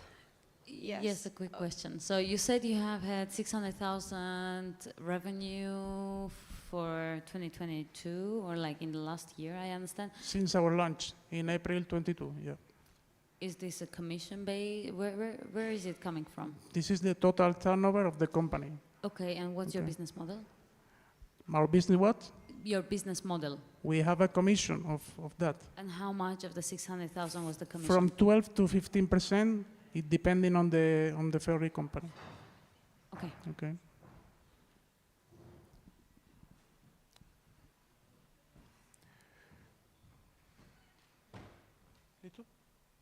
More questions? No? Okay, so let's move to the next startup. Thank you. And RatePunk is here. Okay, perfect. So let's give a big applause. Exactly.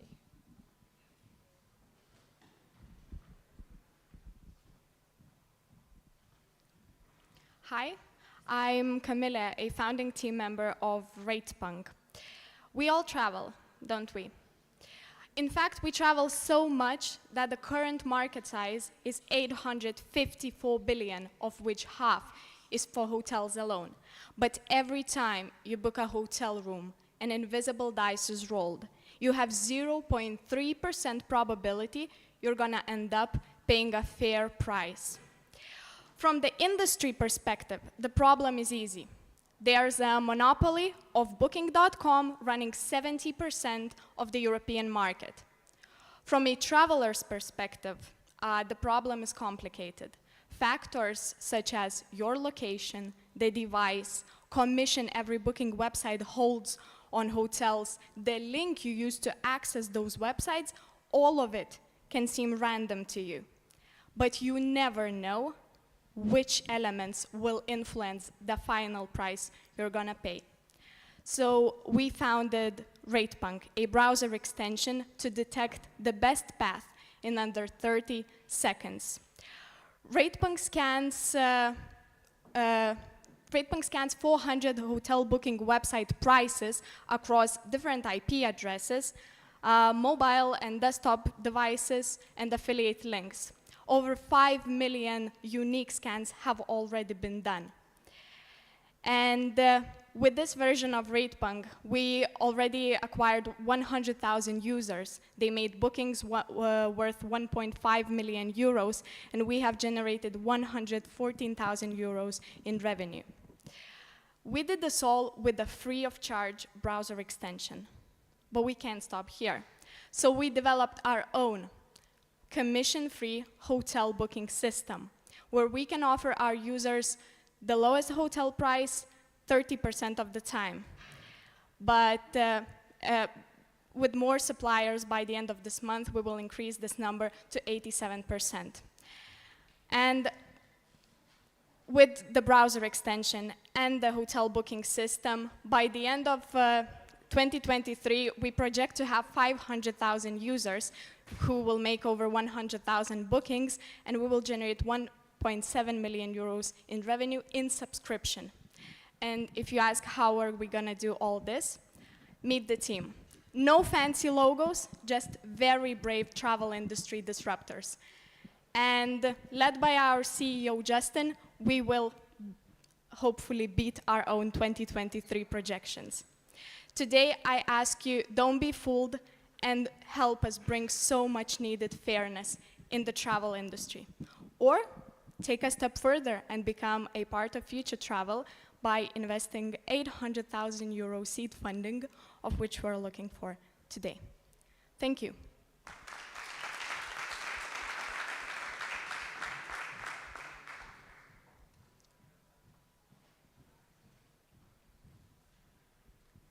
Thank you so much for your presentation. Any doubts, questions? Okay. What's the business model? For the browser extension, the business model was and still is the commission, but the commission comes not from the user that's paying for a hotel, but we share that with the OTAs, those booking websites. And another business model is subscription-based, because we have wholesalers and bed banks to offer publicly unavailable hotel rates. So for 10 euro yearly subscription, they can access those rates and have no need to use VPN or change devices, as they still have to do that now.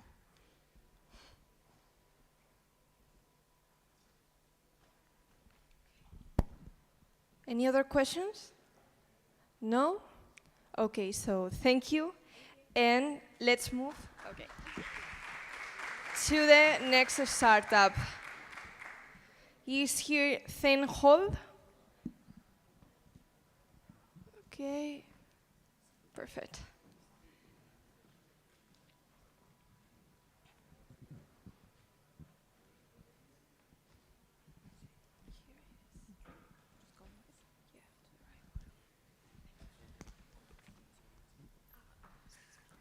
Hi everyone, my name is Nia Yotova and I'm Head of Business Development of ZenHost. I'm very grateful for the opportunity to be able to share my company story with you. So ZenHost is a VR and 3D development studio in Bulgaria. For the 3 short years of our existence, we have completed quite a few things we are very proud of. First and foremost, we have developed our proprietary technology for VR development. It's based on a technology called photogrammetry, which means that we scan real-life objects and we turn them into virtual reality. Our competitive advantage is that our technology enables us to develop VR experiences twice as fast as our competitors. And as a result, we can produce VR experiences very fast with the same VR detail of the environment. Most of our competitors still use the legacy process, which is slow and tedious, and basically it's very expensive for the final users, since in our industry still the development is, the calculation of the price is based on man hours. Market-wise, we have developed a portfolio of very high-profile paying business clients. Among them is the US Army, for instance. This was our first client. We developed for them a medical VR training where the soldiers were able to give first aid training for their wounded friends, let's say. Because basically what we do is applicable in many industries because it solves different problems. We have also, we also do virtual prototyping, and we also do virtual travel. The museums, a big part of our clients. For our museum clients, we have developed a VR travel tool, which enables the museums to use it for educational purposes. We have developed Machu Picchu. We have developed different destinations in virtual reality that enable the people to travel virtually, and it gives added value for this. For our Machu Picchu destination, we have received the 2022 Lumiere Award for VR, so we're quite proud of this. Our team is comprised of very industry veterans. Among them are the people who created Assassin's Creed. So we are very proud of the expertise of our team. There's 50 of us, mainly the production 3D artists, and lighting specialists, etc.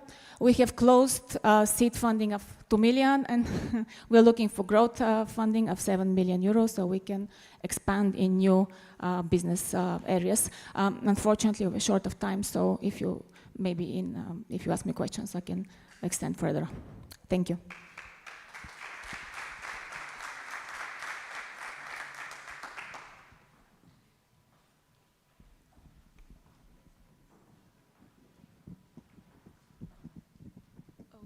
So thank you for the presentation. Any doubts, questions for this startup? No? Okay, so it's time to vote on the questionnaire, on the vertical travel and tourism. And let's continue with the vertical of mobility and with Power Labs. Okay, perfect.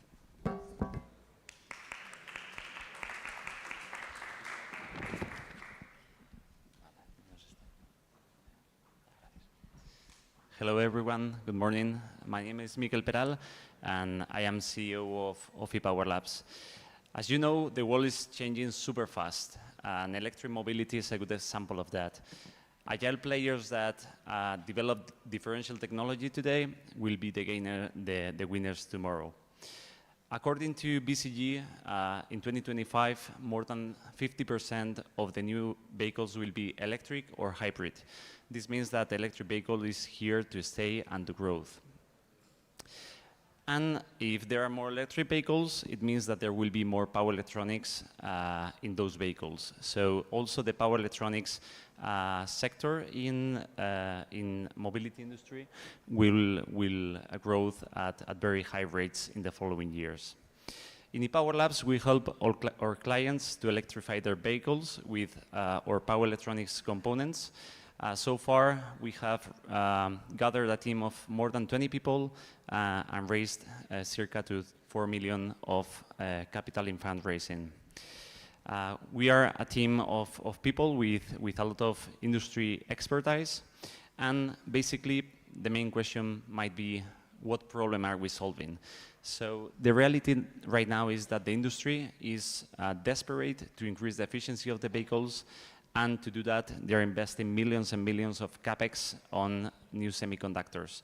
What we are doing is we are developing unique software functions to improve the efficiency of the vehicles instead of developing more complex and expensive semiconductors. We had a client recently that they were testing us, challenging us, comparing our products against some products of a very well-known German car. And what we demonstrated in the test bench is that at average, we are able to improve the efficiency by 3%, and in some operating points, up to 10%. Thanks to these kind of evidences, we are selling to multiple clients, also in multiple countries.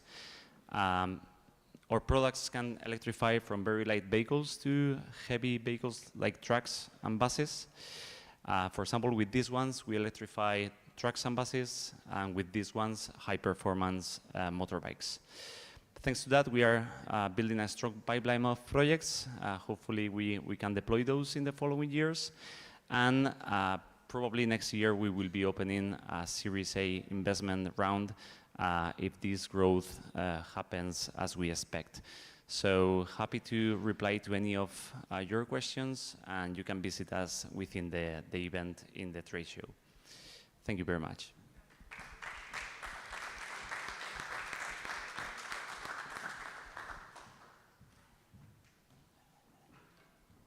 Okay, thank you. Any questions? Okay, one.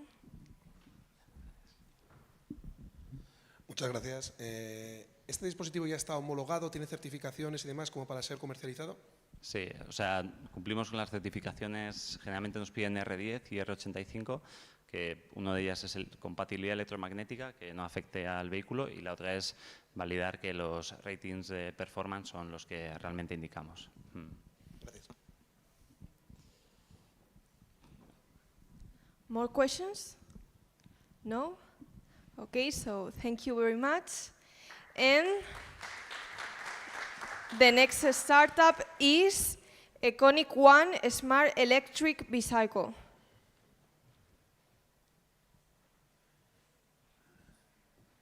Okay, they're coming.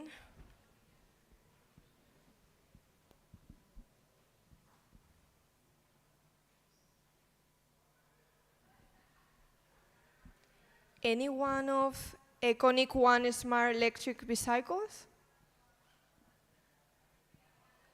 No? Okay, so let's move to the next startup, which is Kinetic Automotive.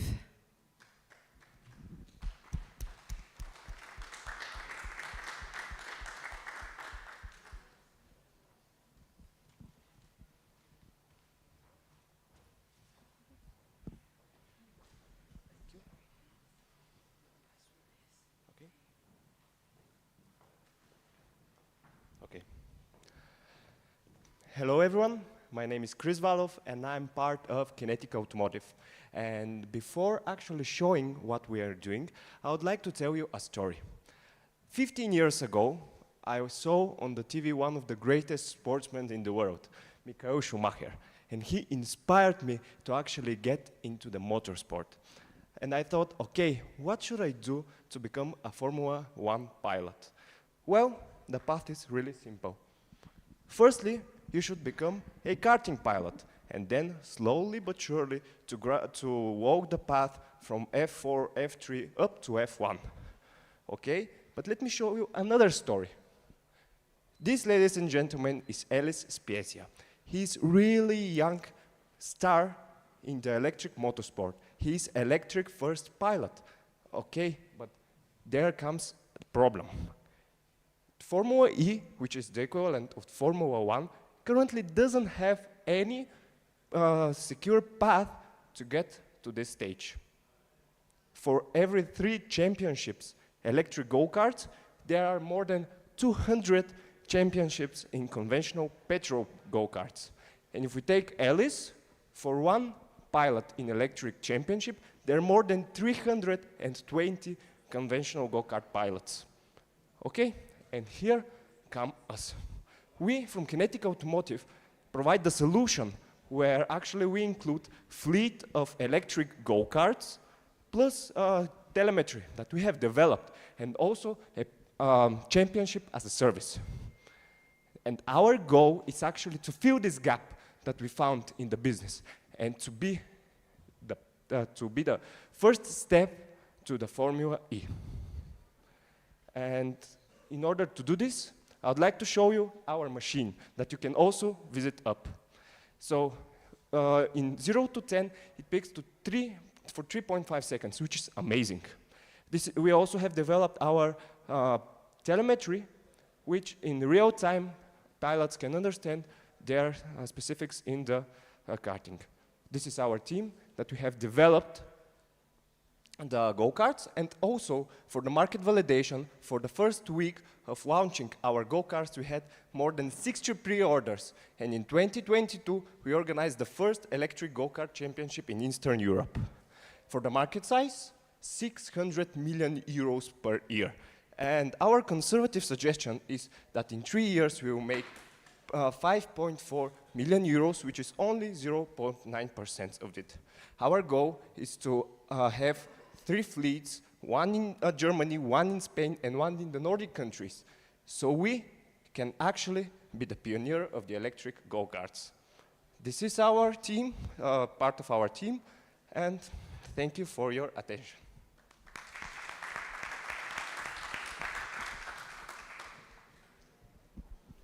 I'm open for questions if you have. Thank you. You have any questions? Yes. Okay. Since we are in our pipeline is to have a fleet here in Spain, we're looking for a partnership that can help us establish to move here to Spain to place the go-karts here so we can start developing in the country. We are currently looking for a relationship with someone that is into the sphere so that they can connect us with companies inside Spain for go-karting tracks, different sports team, that we can provide them this service as a championship service. Thank you. Any other questions? No? Okay, so let's move to the next startup, which is Omnio.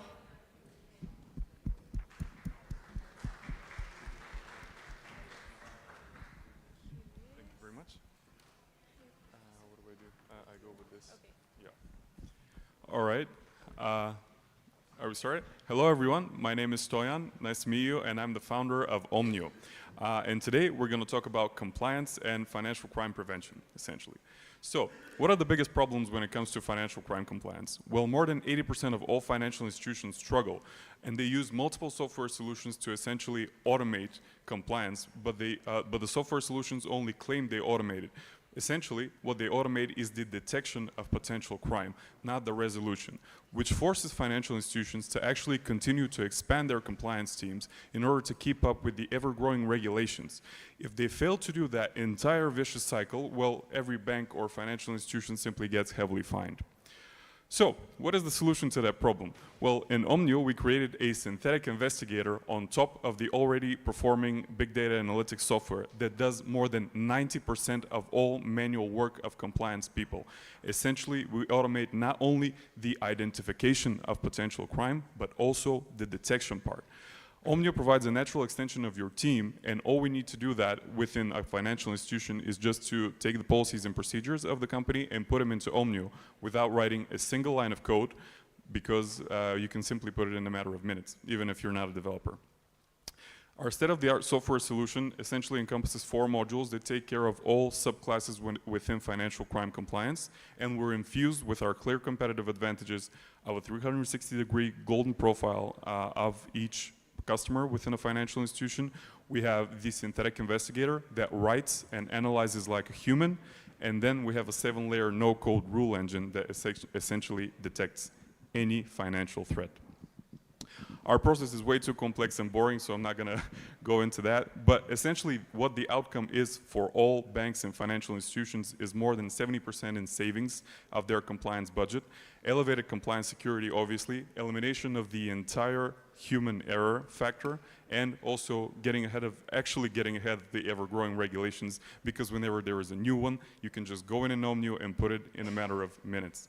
Our return on investment for our customers is not only with their compliance budget, but also with the time spent on compliance, which is essentially a very important factor. The companies we help is pretty much every regulated financial institution, from an MSB to a large bank. And this is how we stack up against the competition. So we provide the full-scale software solution to not only detect, but also resolve every financial crime threat. And this is what we've achieved so far. We have gathered an incredible team. We have built the enterprise-grade software solution. We've received multiple investments. We have identified actually a few new business models, and we have clients and partners across 3 continents. So thank you very much, and I really appreciate your time.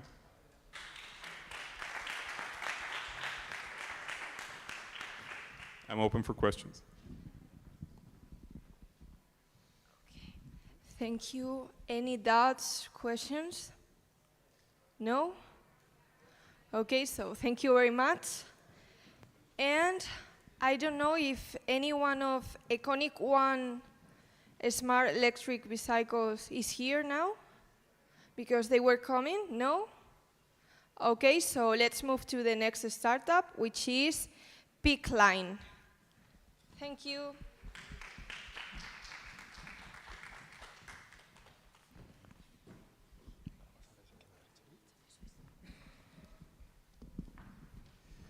Hello everyone, I am Alfredo Martin. I am the CEO of Pickline. And in the incoming minutes, I will try to explain what Pickline is. Pickline is basically a company, it's a startup that helps other companies to turn potential customers into actual clients. We identify that critical point in the sales process when you have your customers at your doorstep. We facilitate them to take the step inside. So what problem do we solve? There isn't a single business that isn't embarked in their digital transformation journey. And converting online customers in some sectors is a straightforward process. It's very easy. In some others, it's not so simple. We simplify the complexity of converting online customers, dealing with contracts, identification, payment processes, signatures, by providing a modular and flexible onboarding, online onboarding solution. Our solution consists on a modular and personalizable online platform that allows the customers or the companies to choose what modules they want to include in their onboarding process, and in what order they want to appear in the process.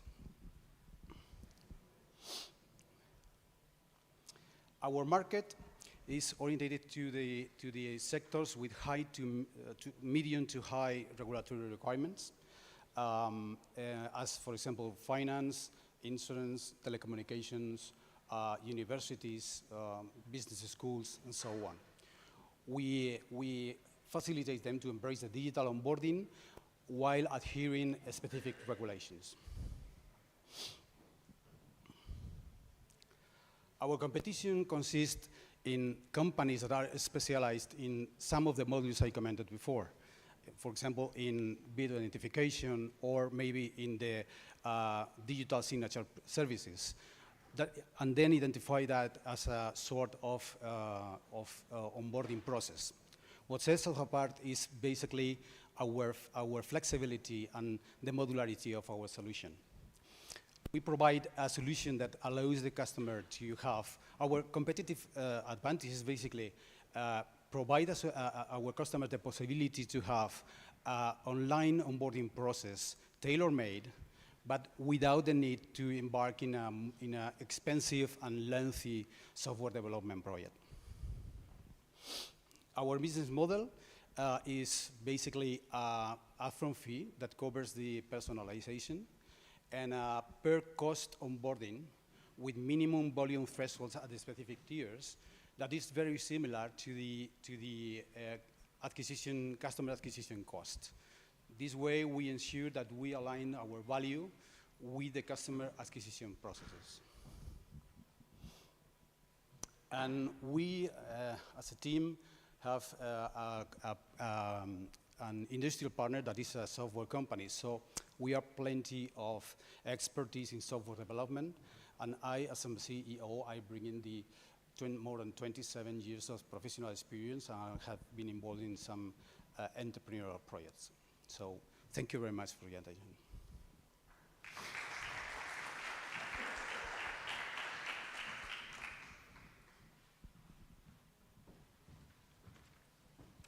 Okay, thank you. Any doubts, questions? Here? So how much is your revenue? We are beginning right now. We have no traction. When did you start at the company? In March. In March. Yeah. And what does your company does special that makes you be cheaper than the competition? Basically, it's not cheaper. We provide a more complex solution with more modules that allows you to build a tailor-made process. Normally, the competitors we are finding in the industry are focusing one solution, in digital signature, for example, or video identification, and then complete something around that module. But we put at our customer's disposition the whole bunch of modules. You can video identification, digital signature, payment system, payment services, so on. So you can choose what modules can construct your entire process, and it's whatsoever. So our competitive advantage is the modularity and the flexibility of the process, not so much about the price. Anyone? Thank you. More question? No? Okay, thank you very much. And now, finally, we have Iconic One Smart Electric Bicycles. So let's give an applause.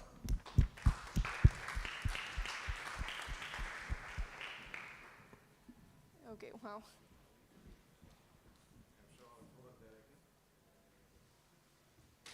Okay, perfect.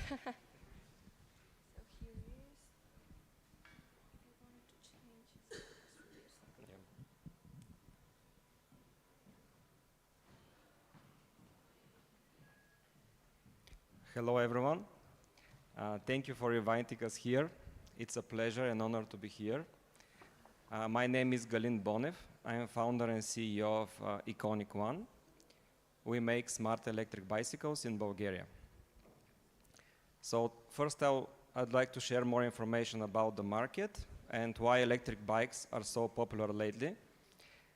In Europe, every year 20 million bikes are being sold, and in the last few years, half of them are already electric bicycles. What does it mean, electric bicycle?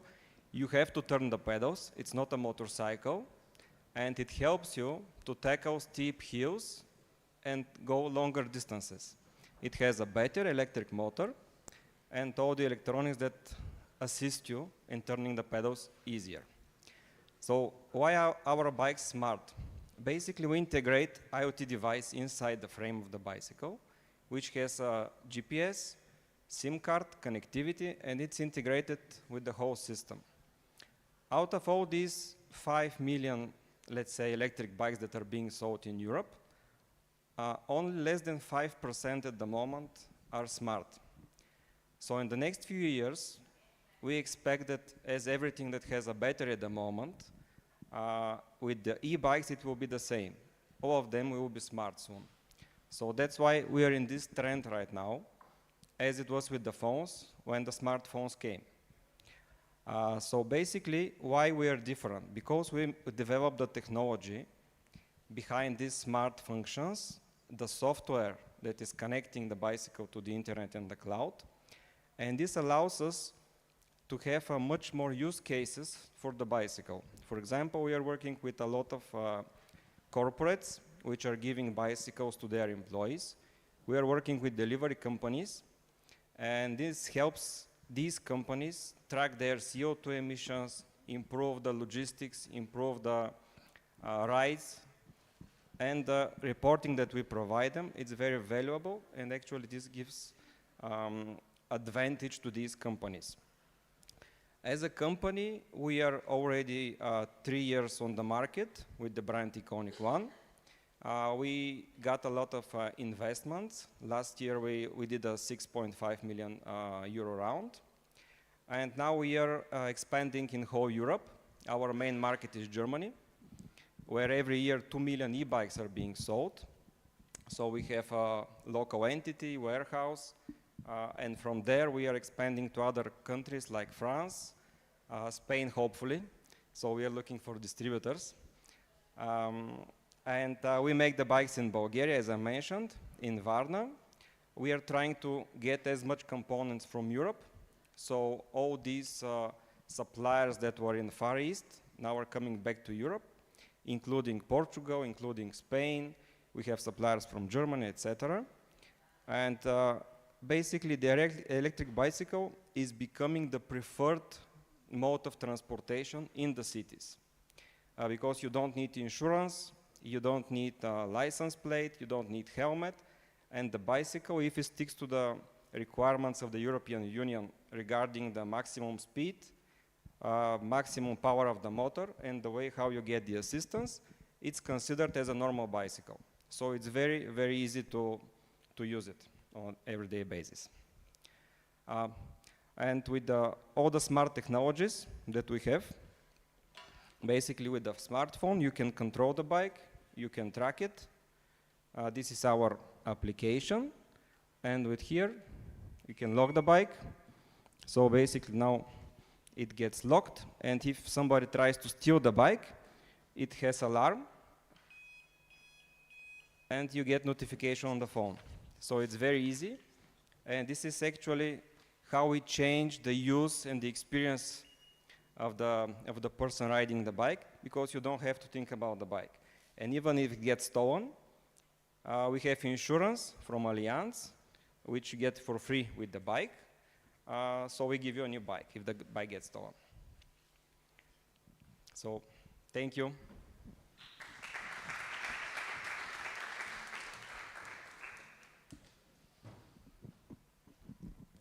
Thank you very much. Any questions, thoughts? No? Okay, so thanks for coming, and also your bike. And let's go back to the next startup of FinTech, which is Win Investment. Anyone of Win Investment? Here, perfect.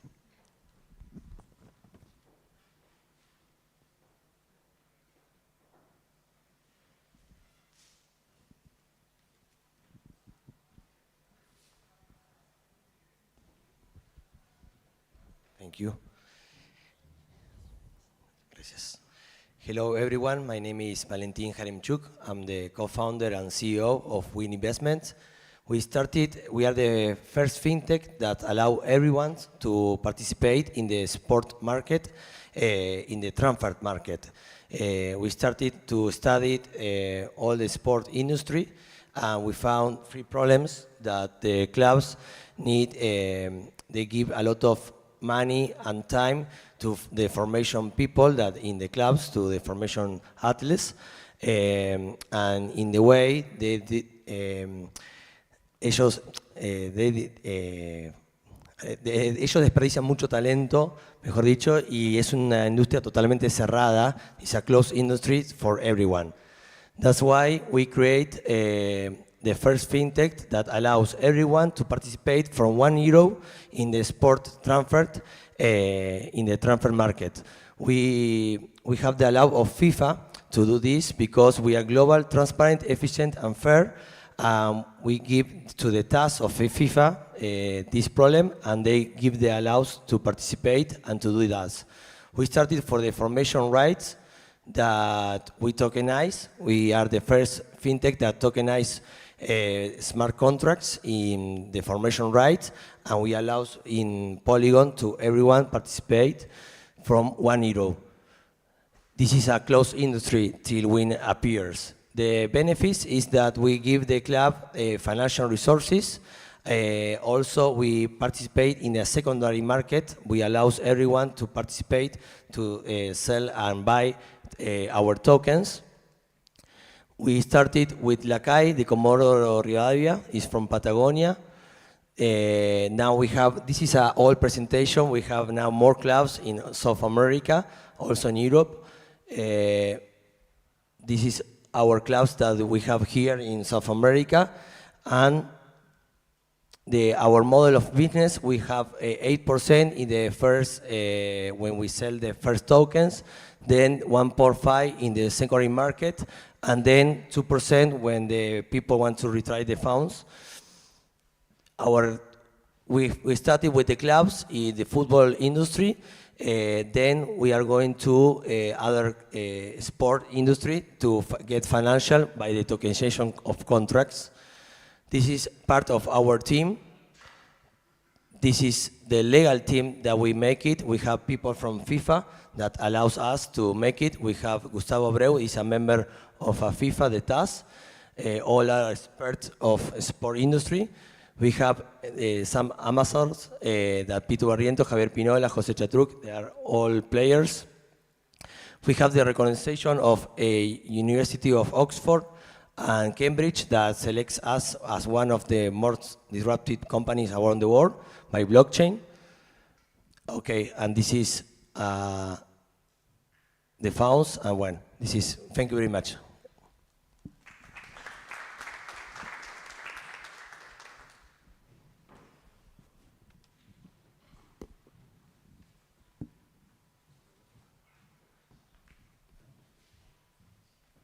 Okay, so it's the time for questions over there. Okay. Voy a hacer la pregunta en español, amigo. Sí. ¿Ya empezaste a facturar con el modelo en este trimestre? Sí, nosotros ya empezamos a facturar, ya los primeros clubes ya hemos vendido más de $30.000 en tokens, y la verdad que llevamos menos de... Esto fue, lo anunciamos en marzo que largamos los primeros tokens, pero se terminaron largando en mayo de este año. Llevamos menos de 4 meses en el mercado. Algo muy importante también es que hicimos un acuerdo hace 20 días con Mercado Pago, que es quien maneja todo Latinoamérica, el procesador de pago. Somos la primera compañía que vendemos tokens a través de Mercado Pago en Latinoamérica. Esto va a seguir ampliando la democratización del fútbol, que es lo que venimos a hacer. Y básicamente en nuestro primer producto le brindamos el financiamiento a los clubes de una forma genuina. Por favor. More questions? No? Okay, so thank you very much. And it's the turn of Quantum Maths.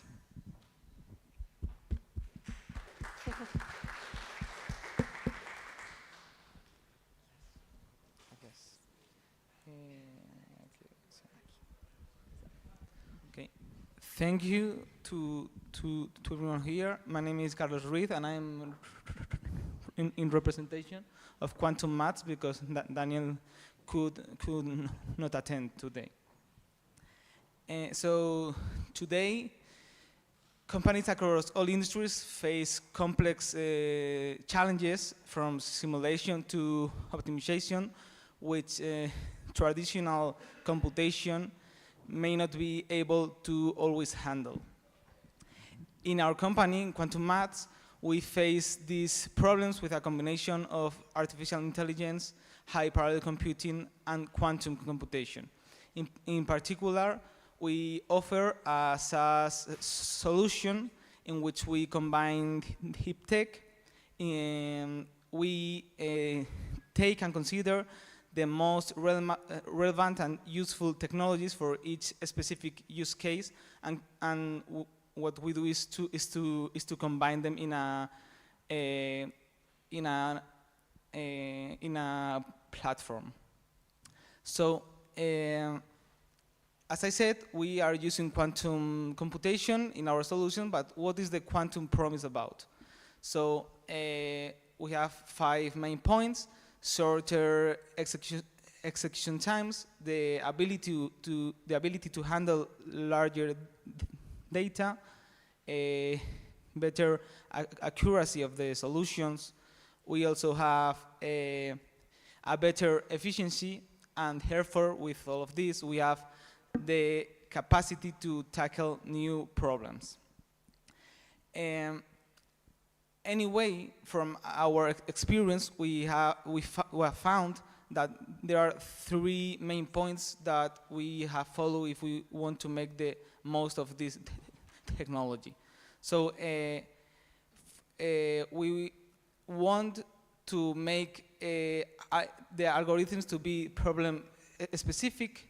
That means that we have to find subroutines in which we apply this quantum computing. Also, the hardware is also problem specific, and right now all the quantum annealing is applicable to large scale problems. And this means that our solutions have to be global. That means combining artificial intelligence, quantum computing, and traditional techniques. There is a huge opportunity here. More than 80% of companies, of large companies, are considering using quantum computing. And I am going to share 2 successful stories. We are launching next year, after a long effort, 2 products in finance. One that is proxy generation for regulatory capital, and the other optimal allocation for dynamic portfolio.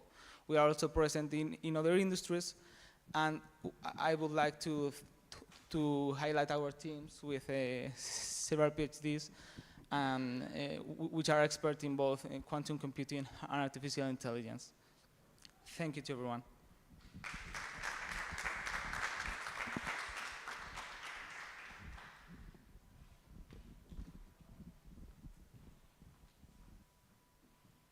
Okay, thanks for your presentation.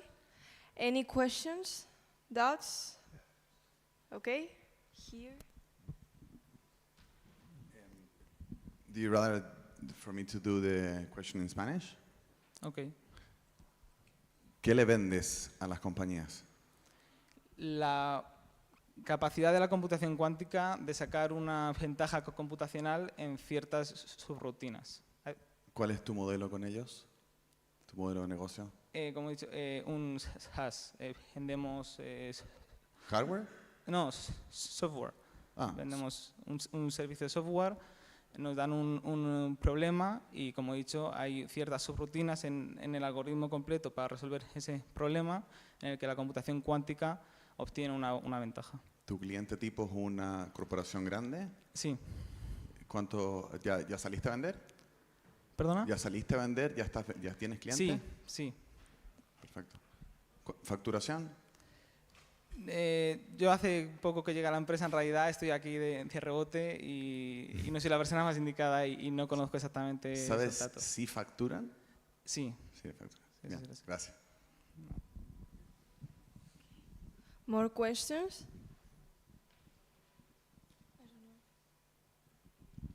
No, I think no. Thank you very much.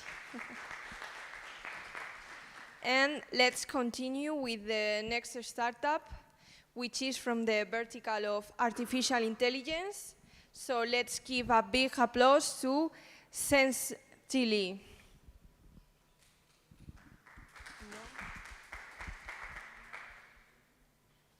Anyone of Senstilly? No? Okay, so let's continue with the next one. Searching help? No? Link fit?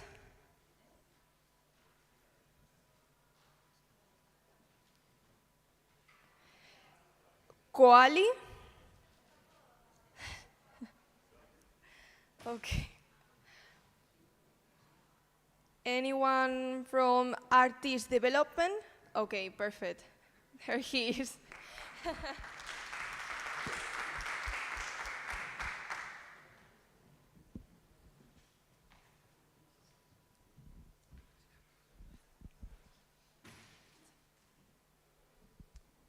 Hello everyone, my name is Raúl. I'm one of the founders of Artis. Okay. As we all know, cancer is a worldwide disease with huge impact in people's life and also in the economic. And the specific problem that we are addressing within cancer is the lack of personalized treatments. Nowadays, the treatments are applied or the doses are set usually based on very simple data such as height and weight, and that results in a worse response to the treatment and a higher toxicity. And that leads to also many secondary effects. One example, for example, is the malnutrition, and the consequences are such that malnutrition causes more than 20% of life with cancer, rather than the cancer itself. So, which is the actual need?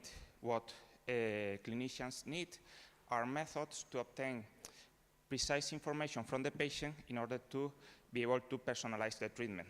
But that information also needs to be obtained in an efficient manner so it can be used in the clinical routine.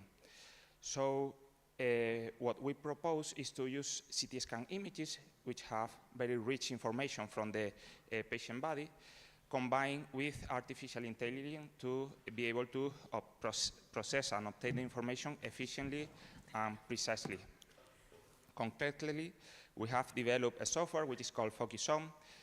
It uses artificial intelligence to process CT scan images. It has already been tested and validated in clinical trials and with many patients. And part of it is protected with patent submission.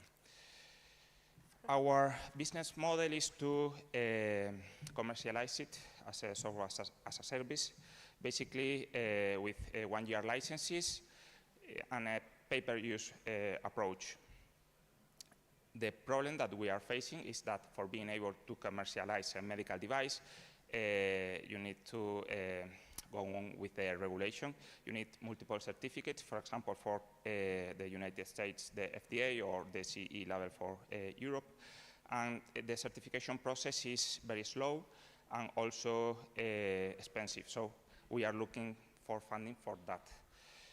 Meanwhile, since we cannot commercialize the software for the clinical practice, we are commercializing it just for research, up to now just in Spain. But we plan to start commercializing it in Europe very soon. Of course, we have a multidisciplinary team that includes different kinds of engineers, of medical doctors, and so on, researchers, etc.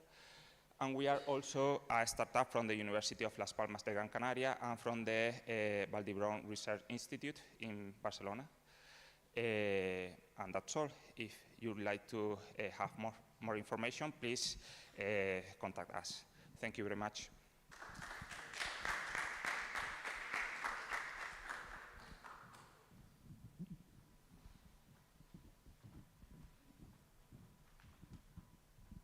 Thank you. I think there are questions over there. So, Can you share with us quickly, well, just short, what are you looking for? Well, right now we are about to close kind of a first round. If that goes well, which it's supposed to go well, we are looking for about 1 million for the next half of the next year, because by that time we'll have the FDA and we will use the money to start commercializing the software in the United States and to start the CE market. But from that million, probably we expect to obtain part of the funding from public funding, basically, for example, Sept and so on. We are already applying for that. Got you. So to understand your stage better, then how much do you think your next round will be? We think that it will be about 600. Already we have compromised part of them, of that, sorry. So how much is your current round? The current one, it's 150.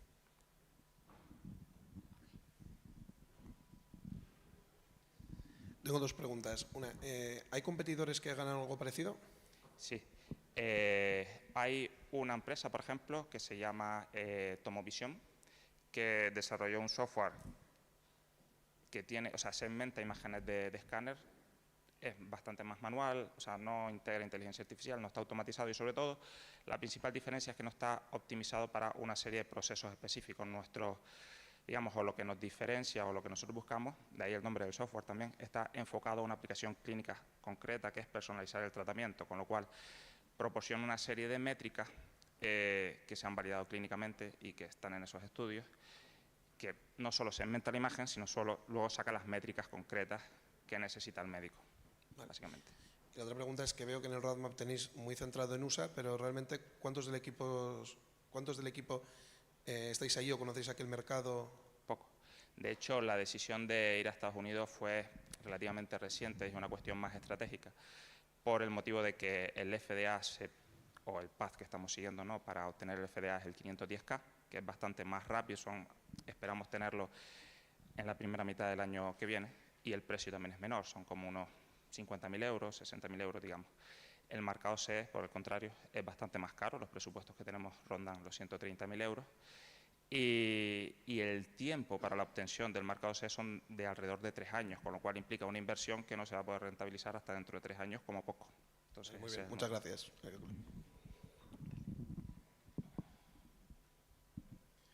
Otra pregunta. Con los 150.000 euros llegas a la certificación del FDA. Sí, correcto. Y ahí puedes empezar a comercializar en Estados Unidos para el mercado de Estados Unidos. ¿Qué tan más grande o más pequeño que el mercado europeo? Los dos son bastante grandes. En los últimos años ha habido mucha progresión en lo que es, o sea, en la parte sanitaria.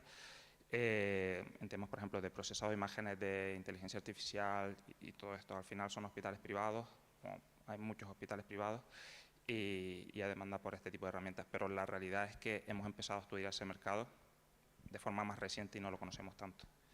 ¿Tú le vendes a hospitales, a clínicas? Sí. ¿Has hablado con clínicas para ver si les interesa esto?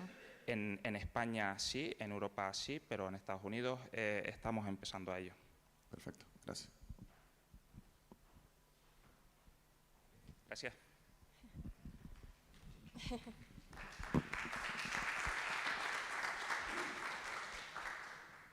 Okay, so let's move with the next startup, which is Rely. Anyone of Rely? Yes, perfect.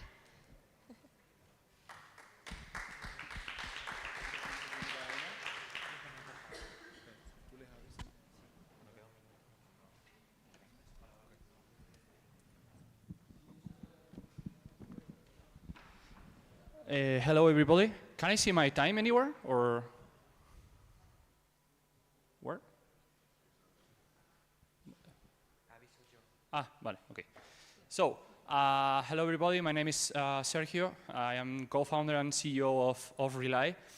I think that anyone here knows about Industry 4.0, okay? So, Industry 4.0, what allowed us was to get all the data that was happening in our factories, to being able to taking all of that data and automatize some of the processes that were going on in our factories. I am sorry that my presentation is in Spanish, but I think that you will understand it for my presentation. And also, every one of us knows that today, all of the days that we are living now, there is a new AI model that it's helping us towards automating new processes, towards being able to use AI in neural language processing, in computer vision, and all of those models that allow us to make new things need companies, need people that make them usable, make them so that we can have good use cases to improve, to use them on. And with Rely, what we bring here is a platform, a software that allows both factories and industrial integrators with a no-code platform to automate and trace quality control in factories using artificial intelligence and computer vision. In Rely, we've been expertise in from more than 4 years ago, making good use of artificial intelligence models, and that's our expertise, and that's how we've developed this platform. Main problem that companies face in our world is having to call back production, having to dispute provider-client problems. Normally, how they used to solve these problems is using human operators, but they have huge cost, and also normally they are not quite reliable. So that's why we developed Rely, and we've been developing this product with our customers, making integrations in production, having continuous improvements in the quality inspection of their production, and making historical data so that they can resolve provider-client issues, having traceability of all of the production that goes on their production. And we have impact in not only quality inside the factories, but also production and maintenance. And well, I think that my time is going to being over. So we, as I said before, we are experts not only in getting artificial intelligence models into factories, into production, but also having success in more than 98% of the integrations that we have made already with Rely, with clients big enough, such as Hitachi, Bridgestone, BSH Group. Well, that's it. Thank you, everybody, and if you have any questions, we can talk later.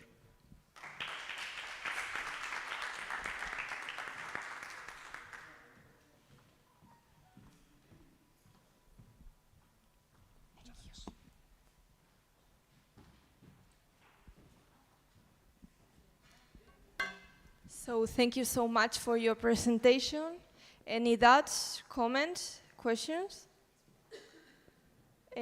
Over there, or?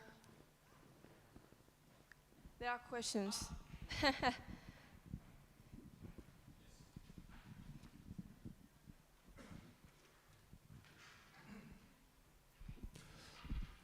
Quite interesting presentation. I'm a managing advisor at a group of factories, so that could be quite interesting for what you're doing. What are the differences between existing, I would say, solutions that use a bit of AI, because it's not really AI, and camera vision to detect quality, and what would be the impact in economical terms to implement the solution and the ROI implementing the solution? Okay, so first of all, normally the solutions that are right now in the market, they are normally smart cameras, and they have not as powerful compute power as we can do, because we are focused only in the software side. We normally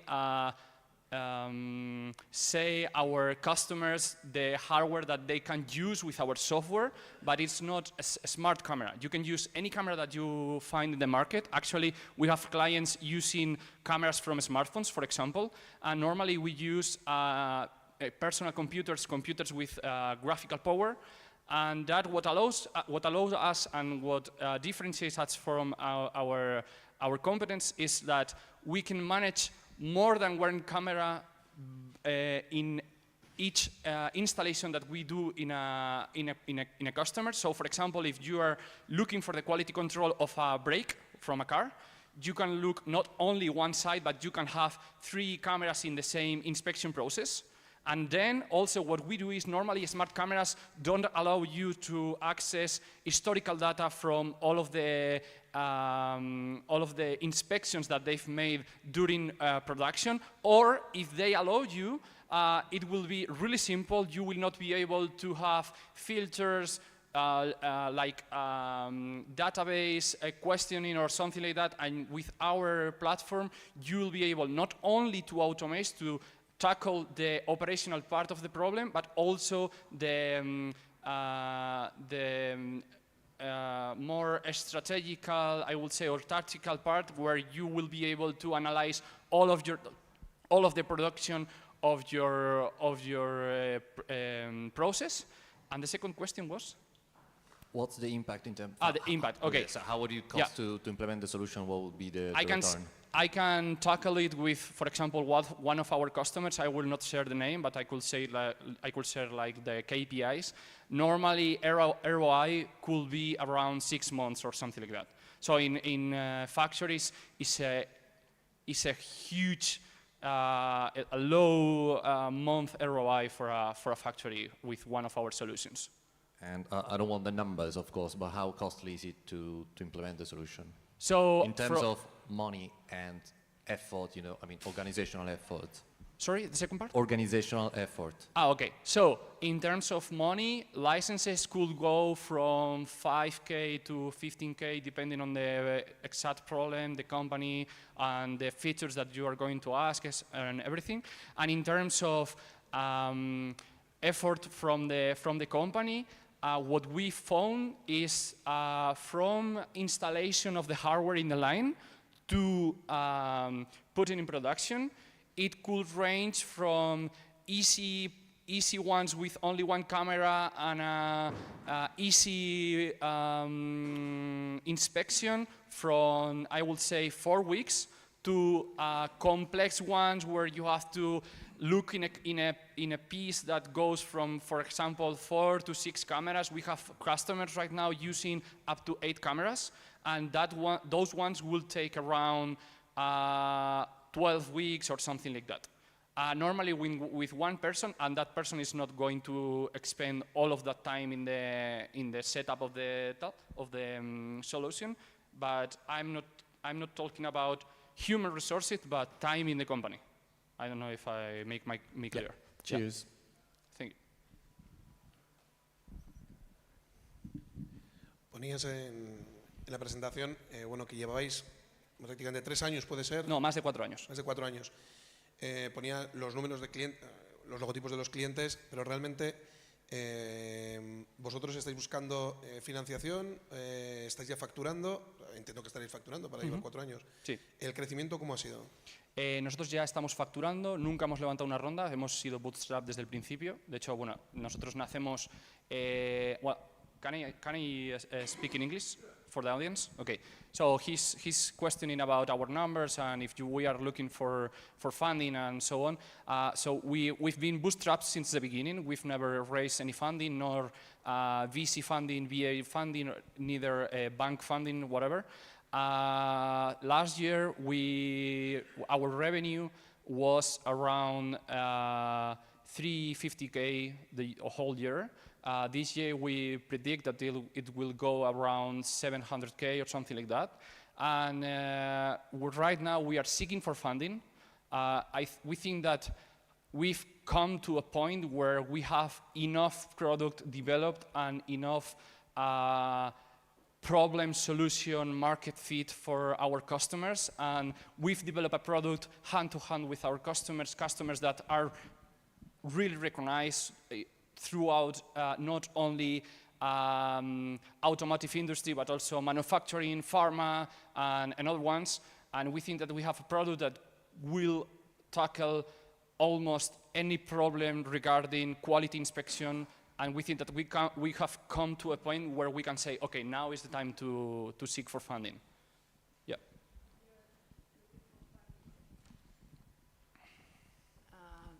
Yeah, can you tell us something about the founder team?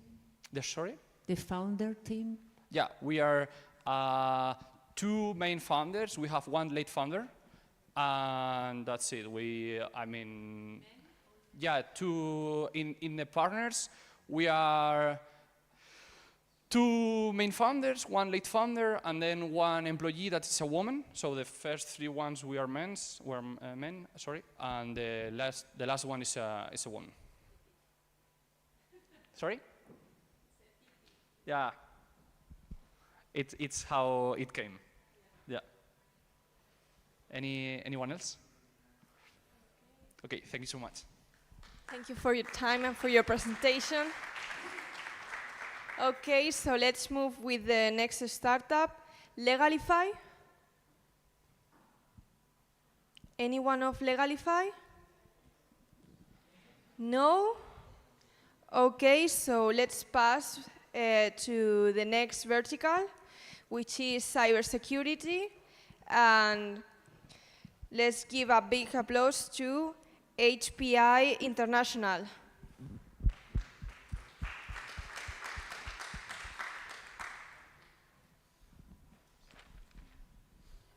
Well, nice to meet you. Thank you. Actually, I don't know why we are in the cybersecurity vertical. We work in the EdTech vertical. And today we are developing new technologies for another markets like the financial market. And I'm going to explain you a little more about what we are doing today. We created psychological models for can predict your behavior, for can know your skills, and can help you to learn in a better way and to take better decisions in different type of decisions. For example, for a study, for example, for can improve your career inside a company, or for can choose your next bank or your account that make a better fit with your way of be, your personality, your aptitude, and the things that you do like a human being.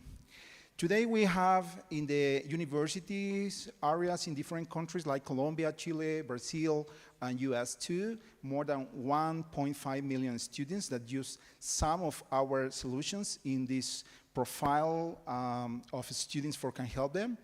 And we are today a profit of the 67% per year. We are 100% bootstrapping. And we have sales for revenues for more than $50,000 per year today, and we are closing new contracts for another industry, like I said before. We have different solutions that can help to the institutions and to the company to know the profile of the students or the customers, can know, for example, your competences or skills, or the digital skills that today is each time more important in different markets. The way that you learn when you are studying something or you need to learn or improve some skills that you need for your job. The employability, for example, or the psych health, the mental health that you have.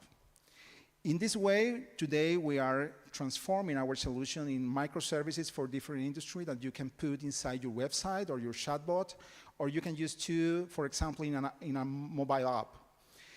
Actually, we are launching in 2 weeks more, a new app that you can download that's called Redarkia, like I said, my t-shirt, that can help you to connect with other people in different places like this one, with people highly compatible for personality and interests and goals. Today, we are not launched still the solution, and we have closed more than $500,000 for the next month. Our team is composed for more than 16 people. but the main founders are here. My name is Isaiah Sharon. I'm a PhD in education and technology, and we are developing this solution 8 years ago. We are out of time, so thank you so much for your attention and your time, and I hope that you can create new opportunities for the people, making the match between the right people for their character and personality. Thank you so much.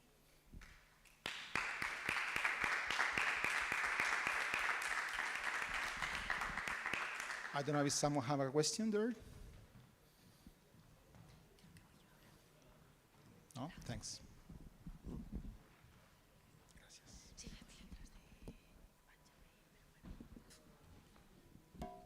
Okay, so no question, and we move to the next startup, which is Langu.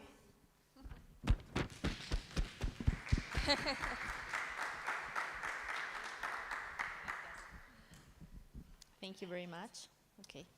Well, let's move to the EdTech sector. Let's talk about language certification. I'm sure many of you have passed a Cambridge, TOEFL, IELTS certification.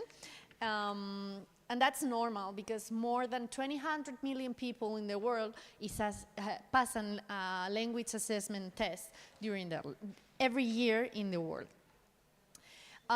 We have different options to pass this kind of exam. We have official language certifications, which I'm sure you all may know, where you can perform the 4 competencies that need to be evaluated to get to know if you have a certain level of English, for example. And then some companies have developed some in-house type exam, which are multiple choice exams, and they do not evaluate the speaking and the writing competences, even if they are the most used during their daily lives. And this is where Langu comes into play, because we have developed a technology which automatizes the process of the correction of the speaking and writing exams. With this, we have an auto-grading, faster results, and overall cost-efficient process. How do we do it? We have an in-house methodology developed with our team of methodology, and also with working together with our product team. We have developed our technology based on NLP with machine learning, we are able to personalize the learning of the customer, but also give the results in real time to the companies that are using our technology. The product is a web app, very simple to use, also for customers, but also for the companies who wants to see can monitor in all the candidates' results. And the market, as you know, EdTech is huge, but only talking about language certification, we're talking about more than 5 billion. But just imagine what we can do if we apply our technology to any other subject that are teaching in some universities or any other schools in the world. Our business model is very simple. We have an annual fee of 3,000 euros and a pay-per-use, depending on the use of our platform, by 35 euros or 6, depending if it's just the test or if you are preparing for the language certification. Our competitors are the language assessment tools that are in the world, many different from the language. Also, we have coding, we have soft skills, and some other assessment tools in the world. And this is something that we have created all the team. We are 8 people right now in the team, divided into product and business. And this is not only me, that this is a very good product. It's not me who is saying. Also, our metrics speak by themselves. And this is our roadmap. We are planning to launch, we are just launching our version 2 with a better UX UI platform, but also we're planning to have an intelligent virtual tutor for the midterm of 2024. We're now raising a 300K round, and we will be with our stand in the EdTech sector just in front of this room. So if you can get to know a little bit more about Langu, we will be there waiting for you.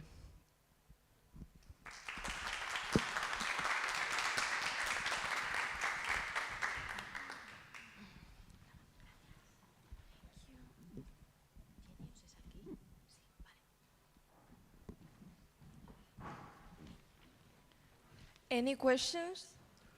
Okay. Sorry, if you can come here so you can answer.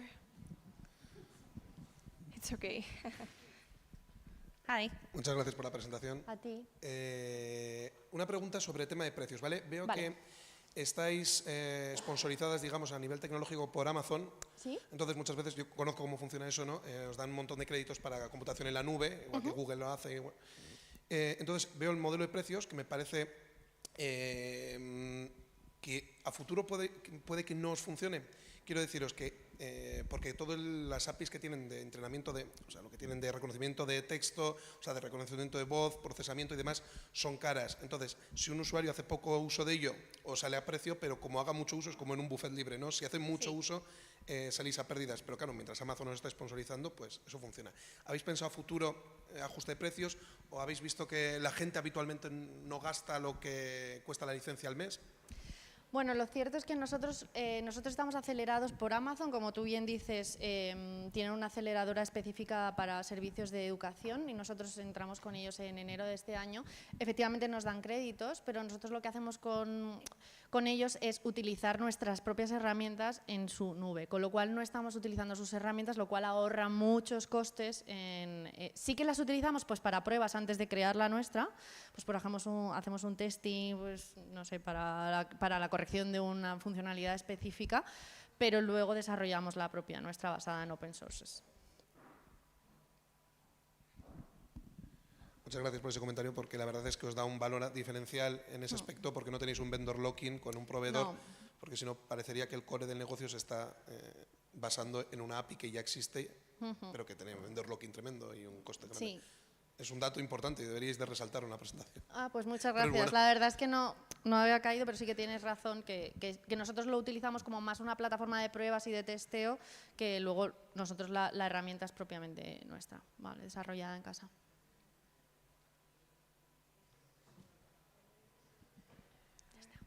More questions? No? Okay, thank you very much.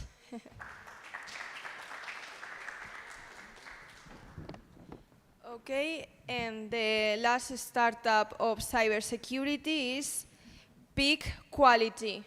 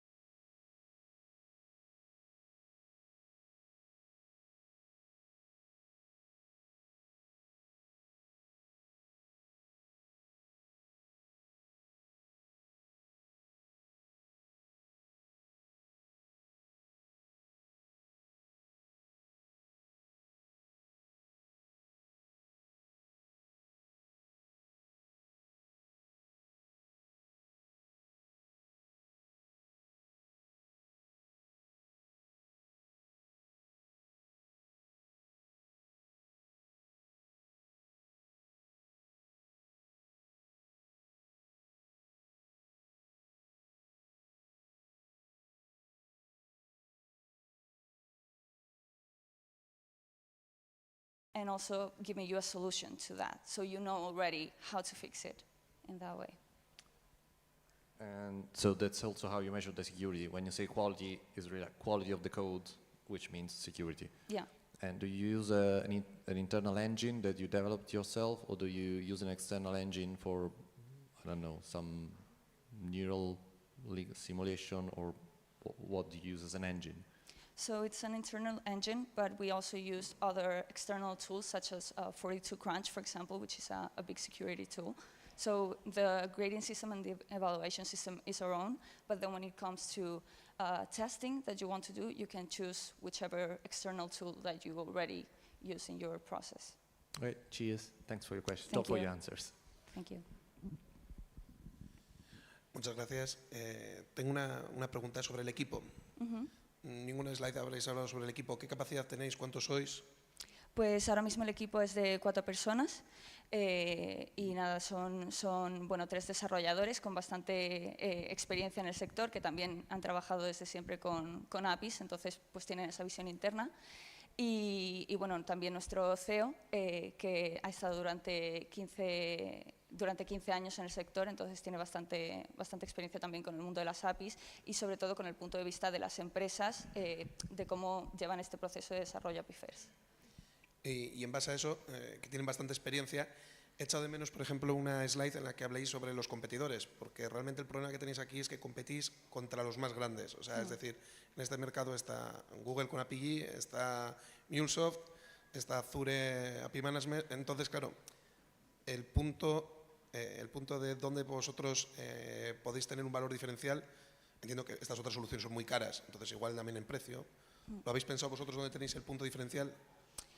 Para nosotros el punto diferencial al final es pues el poder que ellos, incluso los clientes, puedan utilizar las herramientas que han utilizado desde siempre, incluso si quieren utilizar API Managers como Azure, por ejemplo, lo pueden integrar también en este proceso. No sería a lo mejor tanto una alternativa, sino también una forma de integrar todo lo que ellos siempre han utilizado de una forma más fácil, con mayor accesibilidad. Ok, muchas gracias. Gracias. More questions? Okay, yes. Una rápida. Cuando dices que el CEO tiene 15 años de experiencia, ¿15 años de experiencias en desarrollo de API o en seguridad? Pues eso sí, lo puede responder el CEO mejor que el... Bueno, lo hablamos después. Gracias. Luego podéis hablar con él, así que él os cuenta todo sobre su background también. Vale, gracias. Muchas gracias. So thank you very much for your presentation. And now, don't move, because we have one special activity. Y ahora os lo voy a decir en español porque toca el turno de presentar a Genius Startup Kids Olé, un espacio donde los emprendedores junior tienen mucho que decir y darán mucho de qué hablar.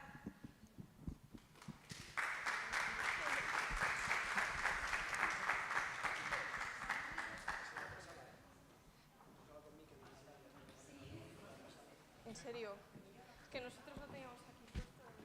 Planificado para hacerlo en la otra sala, empezamos en 10 minutos así. Si puedes avisar para que todo el mundo vaya para allá, por favor, te lo agradezco. Me comentan que va a ser en la sala menor. Sala menor.